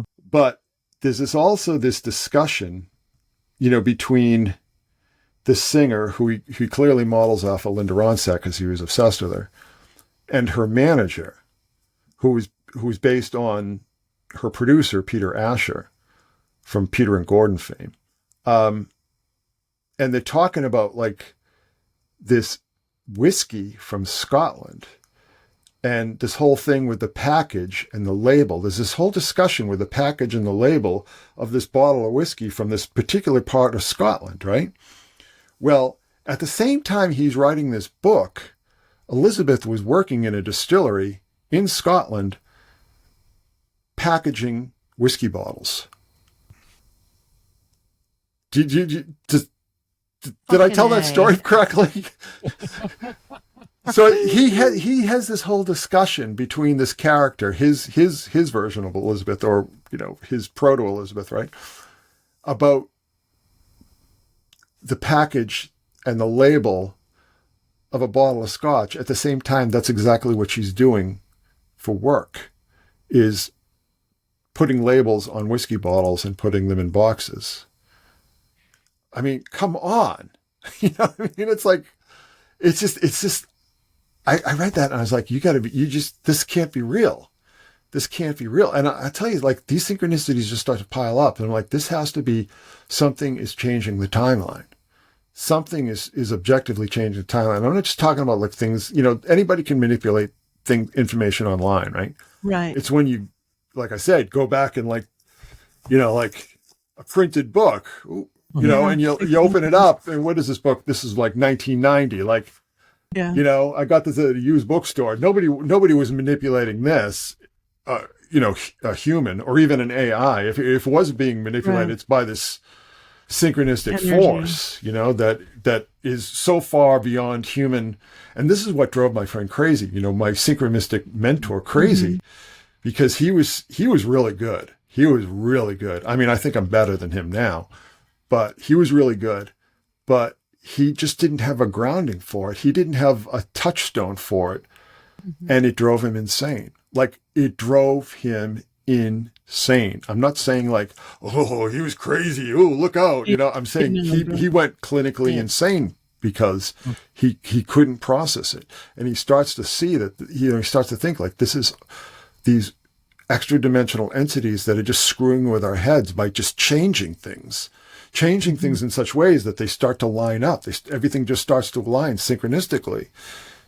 And what he's describing is malevolent. It's demonic, really. Mhm. And it's because he didn't, it's the same thing with Philip K. Dick. I mean, Philip K. Dick was in and out of mental institutions, as was Elizabeth, by the way, Mhm. because he didn't have any context. I am convinced beyond any shade of doubt that he was truly prophetic, that he's receiving prophetic information about a whole gamut of social, technological, spiritual changes and events that he just he had no context for. He had no way to make sense of them. And that's what was making him so nuts. And like I said, I do think that he had temporal lobe epilepsy as well. I mean, people have said, it's schizophrenia or amphetamine psychosis. And I don't know. I don't believe that anymore, especially after reading these two books. Yeah. Speed freaks. I'm sure you've come across speed freaks in your life. Mhm. I mean, they are not cogent people. No, not at all. You know what Not I at all. mean? It's like Babbling on about nothing. amphetamines fry your brains Yeah, exactly. and, make it so you can't hold down, a lucid conversation with anybody. Exactly. It sounds like Dick was taking like a 220 volt piece of equipment and putting it into a 120 volt. That's an excellent. outlet. That's a very good allegory. That's very good. That's very good. I think that's very perceptive. I think that's exactly right. It's like the pieces just didn't fit because he had no way to make them fit. And I think that, he did have like a manic aspect to his personality. Probably, clearly bipolar. Probably had a number of psychological issues that might have stemmed from, neglect during his early years, his early months, really. I mean, his sister died in neglect. Mhm. His mother was useless. And she's so useless that not only did she let this baby die in neglect, but she also badly burned her leg, with a bottle heater. So, I mean, she was clearly a terrible mother who just had no business having kids. But, like I said, he was a genius. And genius, how many times have we just heard of geniuses? Just not so long ago, somebody brought up Jaco Pastorius. I don't know if you know who that is. Mhm. Yeah, we just watched Of a course. documentary on it. I used to see him hanging around 3rd Street and 6th Avenue around the basketball courts. In New York. And it wasn't until like somebody just like random had pointed out and said, that's Jaco. I'm like, Wow. but he just looked like a bum, he looked like a very malnourished street person that you see all over the city. What years was that? It's like mid 80s, like maybe 84, 85, 86 around there. It's before I started working in New York. Because I think around 86, he moved somewhere. I think he moved to Florida or something. Mm-hmm. But I mean, come on, that guy was a ridiculous genius. Yeah. But I mean, how many, at one point several years ago, I started to see like genius was a birth defect. That's how I framed it, because geniuses can't function in a society of non-geniuses. They first of all, they get bored very, very quickly. They become very easily bored. They become very easily frustrated when dealing with non-geniuses. Okay. And I think that Philip K. Dick was that same way. And I think he was always looking for a woman who could relate to him on that level, because his mother was she was a terrible mother, but she was also extremely intelligent as well. And it's very frustrating for people who, like people said, he could just hold forth on any topic. Like he could hold his own on any topic under the sun: sports, medicine, politics, religion, whatever. And it's because those kind of people, they'll just read something once and they retain it. Mm-hmm. And not only do they retain it, but they can recall it, which I think is the distinction there. That's the important distinction there. Not, because I think we all retain it in some way, but we can't recall it. And, somebody like Jaco, they learn how, to play one song, Mm-hmm. and, somebody has to practice it 40 or 50 times to get it down. He hears it once and he can play it. I mean, I've known musicians like that. And things didn't always work out for them. I mean, one guy in particular I'm thinking of, he could just hear a song and play it. I mean, he could play everything. Hendrix, Jeff Beck, Led Zeppelin, Eric Clapton. I mean, you name it, he could play it. But he never got married. He never moved on. He was never able to move on. He never even got anywhere with his music, which is really tragic because he was the most gifted musician I've ever seen. But look at Hendrix himself, right? It's very difficult and very isolating, I think, to be a genius. Oh, So maybe to wrap up, unless you have something that you want to. I was just going to say, Christopher, I think we should call it, instead of 6 degrees of Kevin Bacon, it should be 6 degrees of Elizabeth Fraser. No, I would prefer you not do that because I don't want to be tagged. It's like, oh God, he's just going to talk about Elizabeth the whole time. I don't want to be that. I don't want that to be my epitaph. You know what I'm saying? I won't put it in the title. I don't want that to be. I mean, because we've talked a lot more about Philip K. Dick than we have talked about her, right? Well, my last question was going to be on Liz. Why, as being the all-time great sync generator, why do you think that is? Do you have any clue whatsoever? Because that's what a modern Sibyl has to be.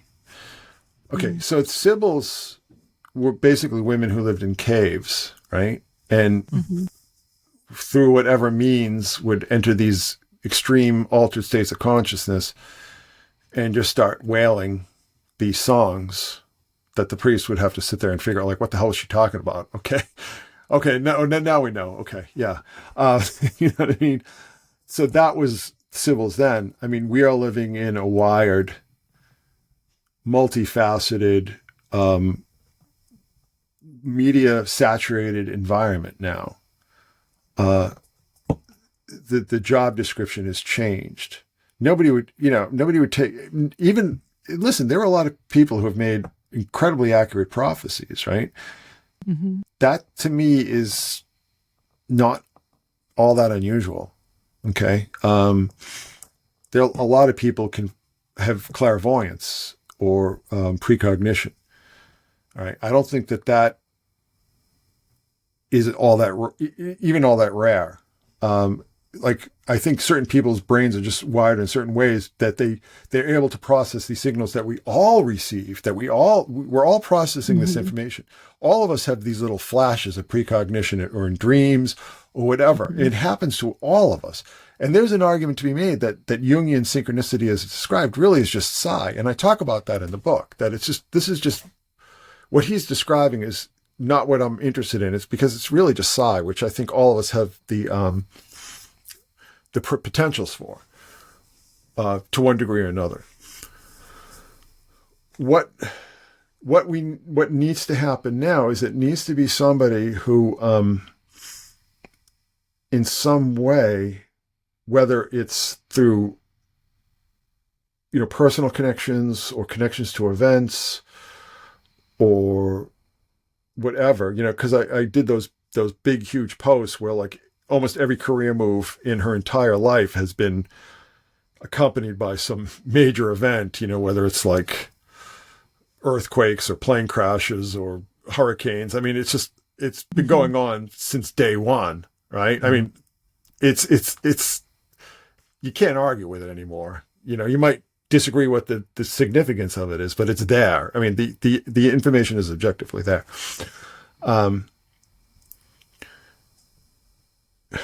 I think that there are these people at certain points in time who show up, who basically kind of revolutionize, and I hate to, I'm sorry to use this word because I hate it so much, but revolutionize our consciousness. Okay. And, basically, what's a better word? Like our awareness, or, I don't know. I hate that word because there are so few synonyms for it that are effective, right? I think they're just people who show up at certain points in the timeline who just change the way we work our, the collective consciousness, collective unconsciousness. Okay. I think that just happens. And the thing is that we don't really understand it until several years later, right? It's usually, we understand this in hindsight. The difference now, since we're living in this wired, media saturated world, is that you have somebody like a nutcase like me who's got like a very strange form of OCD, where I'll just sit there and I'll go through all this information and connect all these dots, so people can see it now, and more people are seeing it now, and it's changing people's consciousness. I mean, it is. I mean, it's on a very small scale still, but nobody can sit there and go through this information, anybody who's rational and reasonable, and say, oh, that doesn't mean anything. Yeah, whatever. It's just, I don't know what the hell it is. How people are assholes and just like to be dismissive like that. I mean, nobody who's honest can say, oh, this isn't changing the way I model reality. Okay. Because if you really engage with the information honestly and rationally, it can't help but just change your entire concept of reality. Like I said, the way you model reality, because we all model reality constantly, and we do so because of the way we've been taught, or we do so the things that we're conditioned with through the media, or through all, we're talking about all these like mind control protocols that have been, unleashed on us all for the past 80 years or whatever. You can't look at this information, particularly the information that I've put together, that I and about 100 people in the group discuss. You can't look at this information and think, oh, this doesn't mean anything. You can't help but have your entire way of viewing the world change. And then when you add in like the actual music, so we're talking about all this stuff, but it's like, and then you add in the music, and then like, because people, we've collected all these clippings. People have been talking like there's something supernatural about her since day one. I mean, we have hundreds of clippings, like, British rock critics who are not known, particularly back in the 80s, not known for being given to flights of mysticism. People, they're all, oh, I'm a Marxist and all this kind of shit, all that stuff that was popular back then.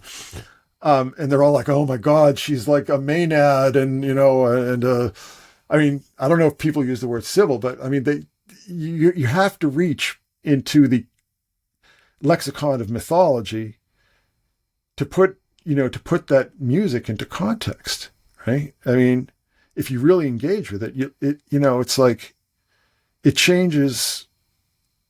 There's nothing, I don't even think it's music. Like, this is why because Dick was always talking about like the plasmates, and there's this plasma, this living information that kind of invades and kind of insinuates itself into our reality. Like, that's kind of what I'm looking for now, because it's not music. It's not I mean, I got to tell you something. It's like, I don't really like a lot of the music that I used to be obsessed with. I'm like, I'm not interested in listening to Led Zeppelin records anymore. Like today I was like, I put in an Aerosmith CD and I'm just like, come on, really? And then I put in the Clash, because I was a big Clash obsessive. And I'm like, oh, fuck this. This is garbage. Why? This is like, it's like a piece of gum that I've been chewing on for 20 years, The term that's always used is ethereal. Yeah, but what does ethereal mean? See, ether. or hard to grasp. But what's the ether? That's the term that people used to use for the spirit realm, isn't it? Yes. Right. So there you go. Yeah. But like I said, we have all these clippings, and it's really kind of funny to read because it's all these, British rock critics, like I said, who all saw themselves as, Marxist revolutionaries, and they all become babbling babies because there's, particularly, just think of it. Like I hear this music now and I'm just like, this isn't music. There's something else going on. Just remember what people thought when they first heard it. Like, so when I first heard from the Flagstones, that was the first song I heard. It was like November, December, 1983. And I was listening to the radio and I was reading an Alan Moore Swamp Thing comic. I don't know if you know anything about that. And I'm listening to WBCN and they play that song. And I've told the story a million times, but it's like 30 seconds in, I was on the phone. I'm like, you got to tell me who this is right now. Because I felt like did I fall asleep and tune into this alien radio station? It's just like, you just never heard anything like that. And, it's been imitated so much over the years that people forget just the impact that had. And I used to love playing, I had this cassette. It was like one side was Pink Opaque, the other side was Treasure. And I used to love playing that for people because it was always the same thing. People were like, okay. And then they'd be like, it's like just watching their faces.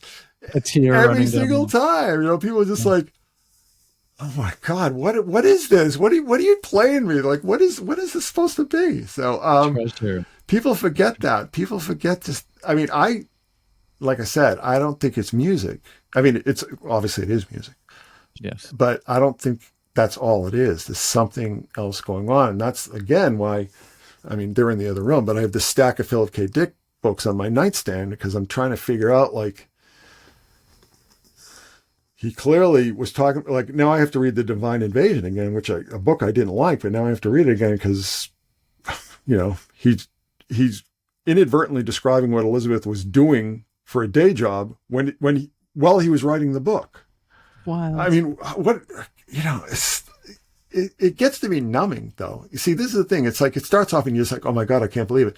And then as it just keeps hitting you in the head, and like I said, it never ever ends. You just get numb.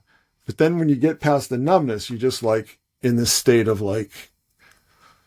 mystical transcendence, So there you go. And maybe that's the point of it.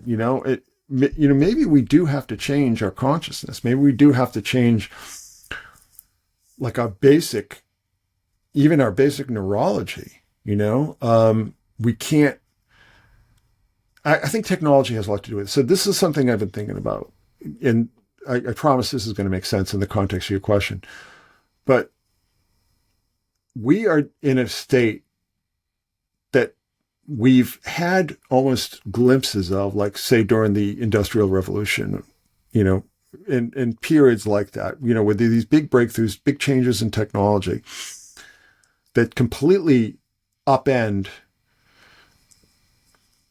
society. People don't remember how devastating the Industrial Revolution was.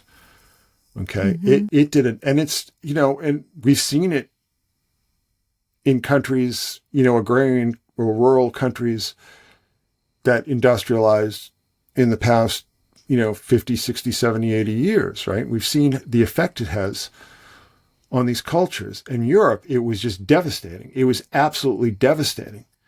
It created such dislocation. Okay. So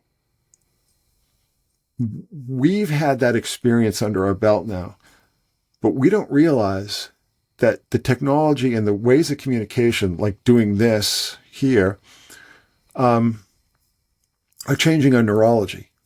They really are. They're changing our neurology. And unfortunately for younger people, it's doing tremendous damage to the neurology, tremendous damage.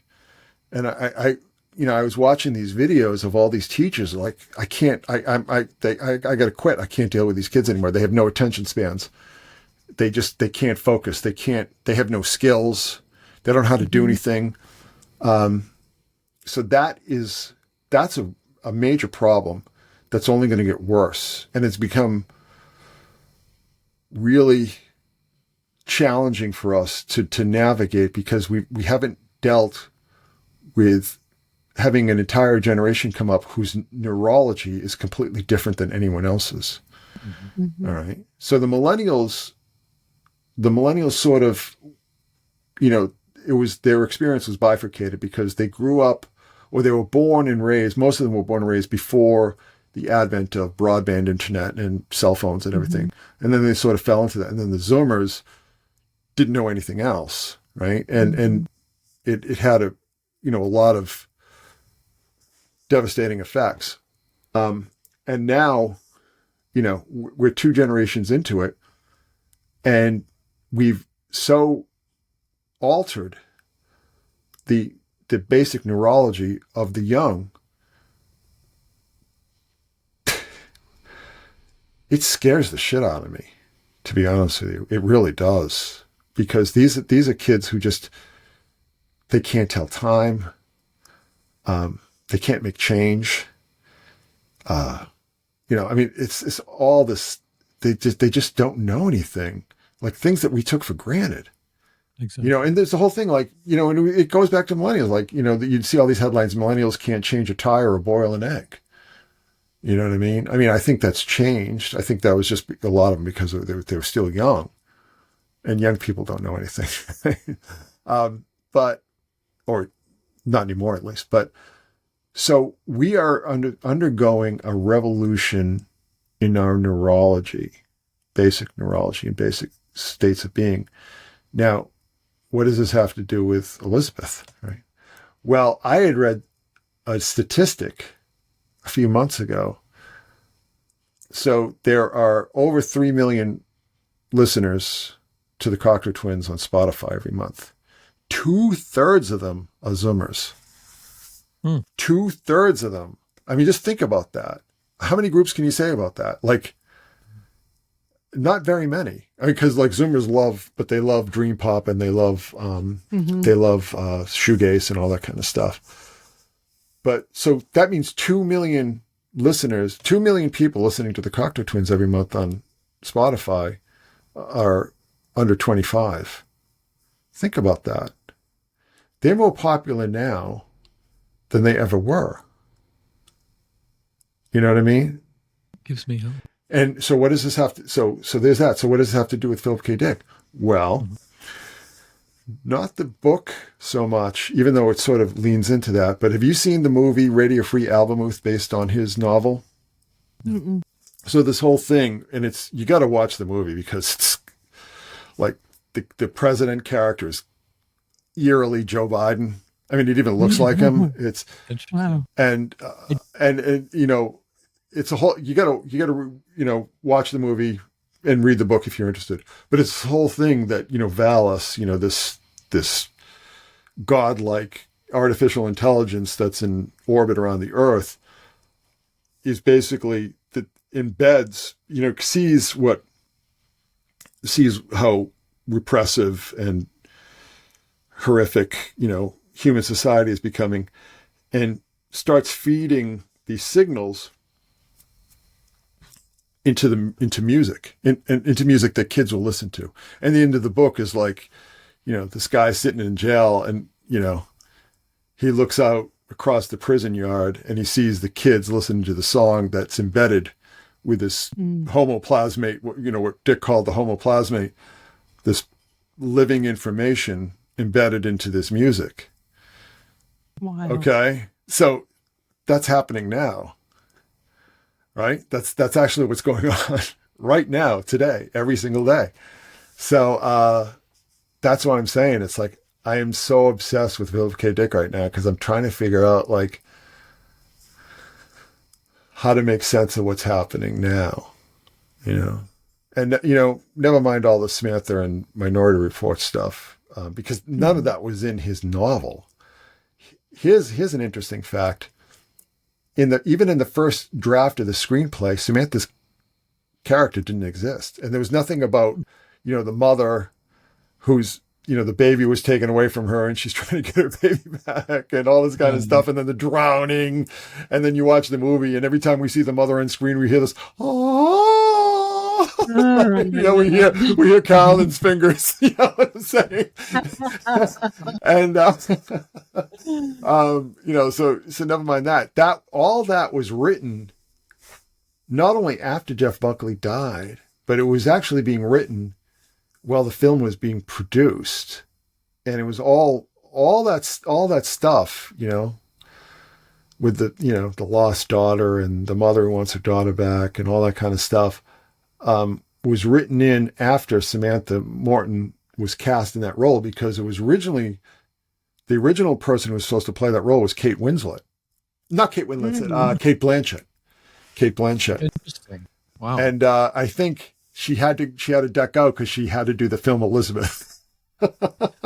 Holy shit. I have to ask you, Christopher, is that a painting of Elizabeth behind you on the right? Yeah, there's two of them. There's one that one of my peeps had done. That's the Oracle of Grangemouth, right? The big one behind me that the lights are reflecting off. Yes, and then right next to it is a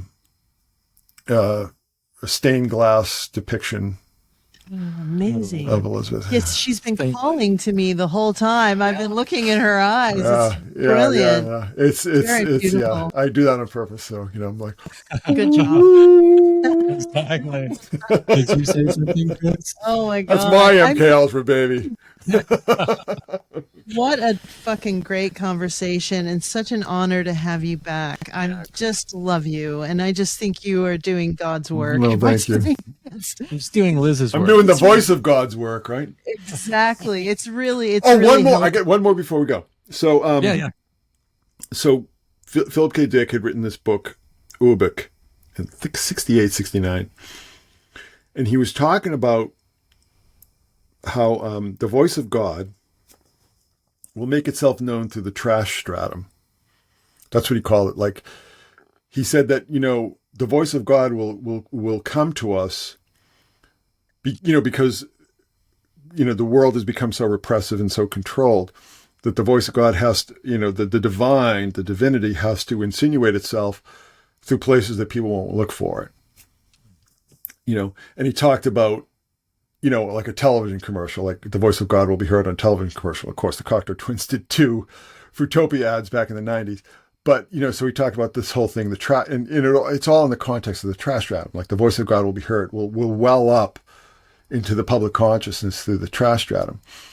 Well, I think 4 or 5 years ago now, Elizabeth did this song with this techno guy called 10 Tricks Point Never. Yeah. And it was called Tales from the Trash Stratum. Ooh. Lovely. I just recently discovered them. They're fucking great. And it's an amazing piece of music. It's like every time I hear it, I just burst into tears because it's the most abstract thing you'll ever hear in your life. And it sounds like the way I describe it is like she's communicating with alien birds in their native language. It's just like completely like, it's crazy. But, like, again, there are just so many things like this where Philip K. Dick was clearly seeing her.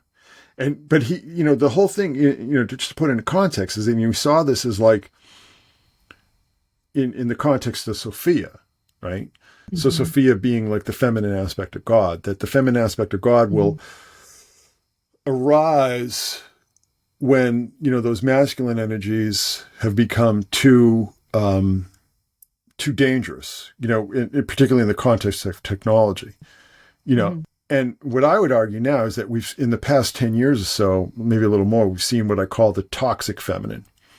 You know what I mean? The toxic feminine energies. And I think that not only will this Sophianic influence counteract the toxic masculine, but it will counteract the toxic feminine. I think will heal them both. And that I think is kind of like the watchword there is healing is such a loaded word. I think a better term is repair. Mm-hmm. It will repair these damaged parts of our psyche that I think, I mean, a lot of it is human nature that goes back forever, but I think a lot of it is also, we just can't deal with our technology yet. We haven't figured out how to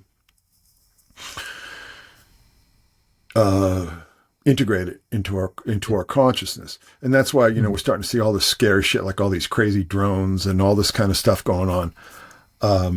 We've become drunk with the power of this technology, and it needs to be repaired, because that's archonic. That's what the Gnostics called archonic. And I think that, since I've written about how I think a lot of this technology has literally has archonic origins, and when I wrote that, back in 2016, I think it was, the Lucifer's Technology series, and I sort of spelled out how I think this all, began to influence us. And I think a lot of this technology was because of all these rituals and a lot of this, work with, very powerful hallucinogens, where people always report like being contacted by these energies. And in some cases, the machine elves, you've heard that term, but also what John Lilly called, what did he call it?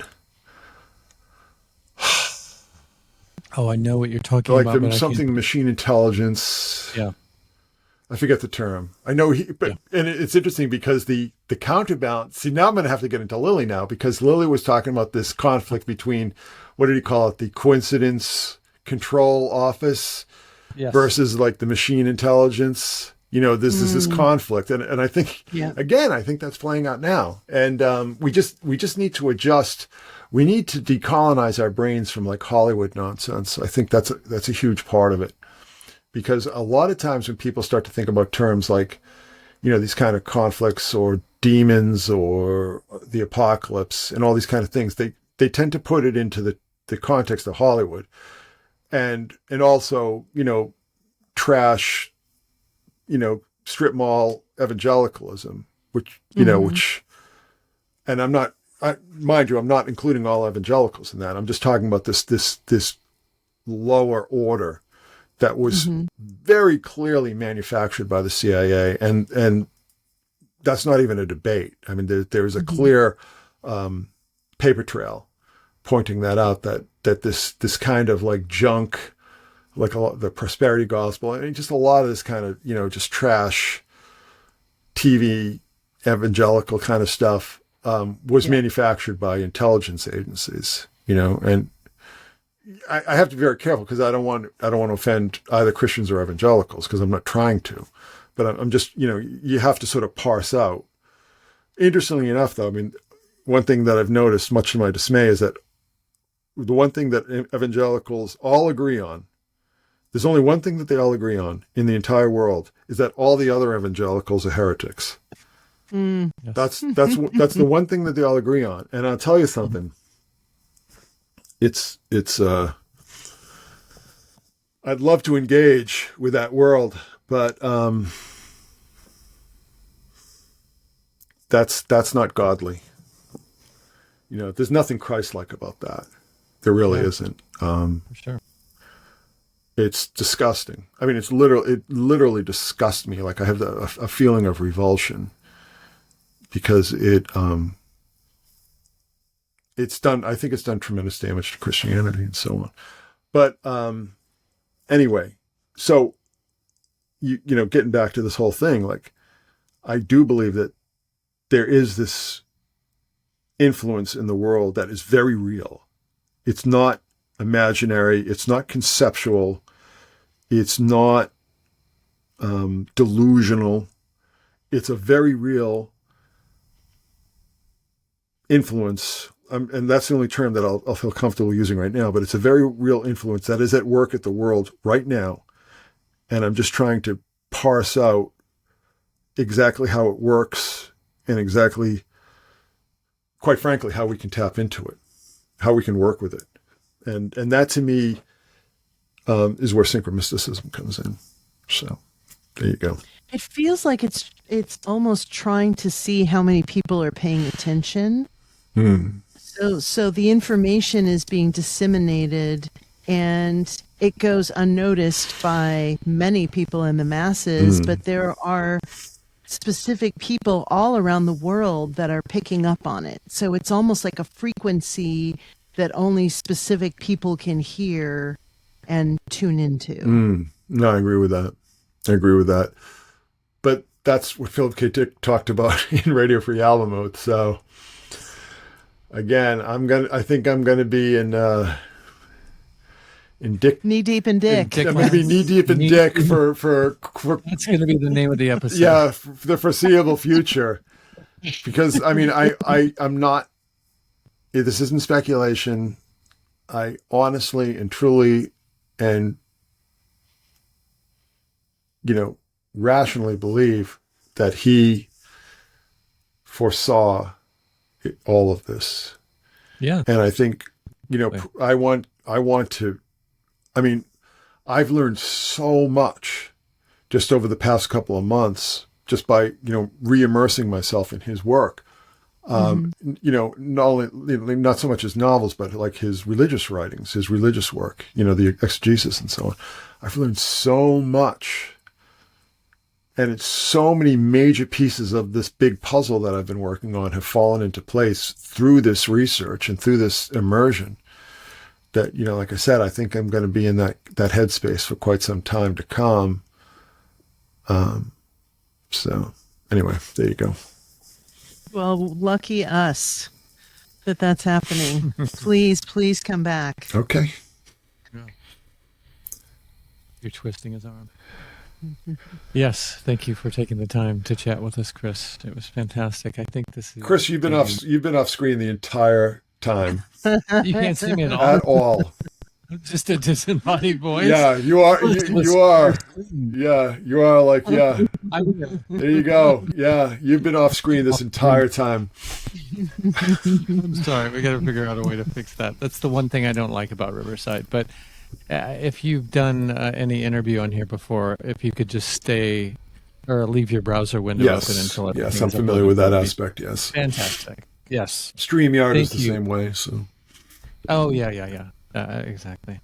Thank you so much for taking the time to do this, Chris. It was fantastic. I love the new book. We'll put a link. Where would you like people to go to find you and your work? Maybe I should send you my link tree. Let's do that. Okay. Yeah. Just remind me to do that. Okay. Fantastic. And quickly, have you seen Sam Morton playing Ian Curtis's wife in the Joy Division movie? Oh yeah. Yeah. Oh yeah. Of course. Yeah. Great flick. Yeah. Okay. Yeah. Well, have a good rest of your evening, sir. Let's make it a point to do this again. And it was great talking to you. Thank you, sir. Yes. Have a good evening. We send you many blessings and lots of love. Thank you. I appreciate that. Right back at you. Thanks. See you, Chris. What did you think of those apples? I feel like this was our best interview with Christopher. Mm-hmm. Really, really enjoyed it. And so much stuff bubbled to the surface that he was talking about that is just stuff that seems very relevant to me right now and kind of where I'm at in my life with my writing and the work and the stuff that I'm focused on. And I have taken such a sharp left turn from the trajectory that I was going on in my schooling and to now be going into this creative endeavor and writing daily. It's almost like I have tapped into some wellspring of stuff that has been really, really desperately wanting to come out for many, many years. So his work is a great perspective for me to maybe parse out what is synchronicity and what is not. But many of the things that kept popping in my head that he was talking about, I had to write myself a note about it because I was like, I want to remember this. This is really important because this connects to A, B, C, D. He's just really good at what he does. And I was thinking when he was talking about the difference between boomers and Gen X and Gen Z and millennials, and I feel like we were born in the sweet spot because we had the benefit of a childhood without technology, and then the slow introduction into technology with video gaming, and then the ability to kind of fold in all of these things that came after that I feel like we have a very valuable perspective that maybe the boomers lost. I'm not saying every boomer is horrible with a computer and doesn't know how to work a computer. I know many that are either computer programmers or just very brilliant people that know how to work with computers. But I think we were just in this place where we were just ripe to take that information and learn from it and to be able to fold that into our reality. So in many regards, I think that's why Dick is such a important author, because he came before us and he was a bit of a seer. I did want to mention to Christopher that a Nostradamus movie is coming out with Willem Dafoe, who seems to be having this strange resurgence in his career. Nosferatu. Mm-hmm. Not. Why did I say Nostradamus? That's weird. They start off the same. That's a weird thing, because I was thinking of Nostradamus, but you know what I'm saying. Like, I was thinking of Nostradamus, but it's actually Nosferatu. Maybe he should play Nostradamus. Maybe that's what I'm feeling. He should play Liz Fraser in a biopic. Or Philip K. Dick. He would be. Yeah, why hasn't that happened? He would be a good Dick. I mean, we've had all of these movies based on Philip K. Dick's short stories and books, but why not a movie about his life? I mean, and we need to talk to his son. Like, it would be so great to talk to someone who is kind of at the apex of all of that madness. You know, the surgery happened to him, and this is someone that he was raised with at some point in his life. So it'd be really interesting to reach out to him.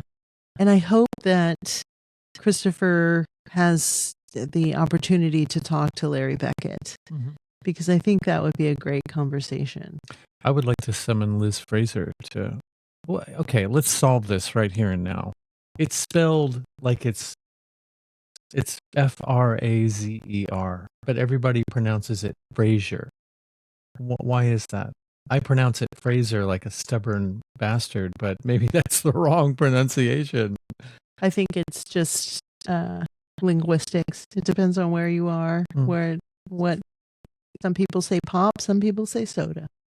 Some people say wash, some people say wash. Wash. Okay, we'll go with that. So it's just where you learn to speak. I would love to summon her onto the show and parse some of this. I don't know what I didn't even know if I would go into any of this stuff, but I don't know how aware she is of this whole level, multi-layered. I'm sure that there are people, maybe other people in her life, who maybe are tapped into it. What I would be more interested in talking to her about would be like Dr. Hillman's work, and talk to her about what she reads and where she gets her inspiration. Exactly. And that's things, I think that it's interesting to speak to someone about their influences and the things that move them to get maybe a better idea. It's kind of what Knowles was saying, is like, you can read a biography, but you're not really getting into this person's mind. You're not really figuring out who that person is specifically. You're getting kind of this disconnected distortion of a person, because it's very subjective. But having a direct conversation, it would be amazing, because then you could find out more, what moves her. What is she interested in? What are the painters she likes? what type of art does she like? You know, I would love to pick her brain. Yes. The two people I'm trying to get together is Larry Beckett and Elizabeth. That would be my goal, is to get those two together. I would love to see that conversation, because she still has probably this very deep love for Jeff, and Larry was close to Jeff, so I'm sure they could commiserate, and that would be lovely. Indeed. I think I have reached out to her a few times, but so has a million other people. So probably not a whole lot of chance in that, but who knows? Somebody might know somebody, and somewhere down the line we might be able to hook that up. I may lean into my Maharishi realm to see what I'll meditate on it and see what I can come up with. Yes. And this is all still very wonderful and magical to me. Like I've discussed it before, stumbling upon Chris's THC appearance and hearing all of these things, stories, multi-layered analyses of the Cocteau twins, of her, of the Sibyl mythology, and all this stuff. A world previously was pretty much restricted to me and a handful of friends. So it was very interesting to hear that in a completely different context with all of this other stuff mixed into it. It was still very magical to hear, because the layers keep unfolding, Yeah, and when he was describing the Sibyl in the cave, I have recently seen, I think in one of the books, it may have even been a book that you gave me for my birthday, the Sacred Sites book from Toshin at your local bookstore. There's a photo, I think there's a drawing or a painting of a Sibyl that's in a cave, and it shows this tunnel, and outside there's this priest that's standing, that's kind of listening to, so it's actually showing kind of what that dynamic was like and what that situation was like. It's really amazing to imagine being in that realm, and again, driving back to Dr. Hillman, it's like, what the fuck translated literature is out there that has not been earthed yet, that is about this whole world, that maybe points very specifically to Elizabeth. Who knows? No, who knows? I've got a lot of, when I was delving into a particular wing of classical music, I was going, let's see, who was it? Jordi Savall. I don't know what you would call him. He performs a lot of old medieval, again, I'm very, not very schooled in different areas of classical music, but he centers in on a particular part and plays, and him and his group play a lot of these songs on the sometimes instruments that are hundreds of years old. But I can think of at least 2 or 3 CDs that are all songs having to do with Sibyl. Yeah. I would like to break those out again and listen to them, and maybe pour through the liner notes and see, from his point of view, what all of that is about. No, I just looked at the timer and it said 11:11. We're in the right spot. Yes. Well, that was wonderful. It was wonderful. And I'm so glad that Christopher's so gracious and so kind to be on the show. Indeed. And he is definitely one of these type of people that I could see us meeting face to face and just spending hours and hours and hours chatting about this and so much more. So I welcome that day for that to happen. For sure. Maybe we'll be able to afford to go to all of these little meetings and meetups and conferences that we want to go to, and Astronosis would definitely be one of them. Yeah. Yes. I would love it. Yeah, I would absolutely love it. Yeah. Sure. I'm ready to take this relationship to the next level with our guests and see a lot of them face to face, because I do think, as he said, there's something that's happening with the neuroplasticity of the brain by using media to communicate. And as you're older, it's probably easier to handle that. But as you're younger, it's definitely not. And I just recently saw something about AirPods and how AirPods are basically creating these like hotspots on your brain that influences neuroplasticity. And I'm sure that has a lot to do with this lack of attention, so it's more important than ever to have real conversations with real people. And I see that in the future as maybe the next step of our show, is that we actually do lives where we get to hang out, like live interviews, and then we put it on, on our whatever we put things on. Okay. I'm tired. A little tired. Yeah, It's like my brain is just, my brain has been so engaged all day long, and this was just another juicy piece of info to absorb. And I loved it. I did too. But I'm not really feeling very verbose right now. So we will cap it off unless you have other things to say. I'm good. Thank you all so very much for listening and or watching. You're very much appreciated. Hopefully you got something positive from this. I certainly did. It would help us immensely if you, because I threatened to get off of all social media about every other month.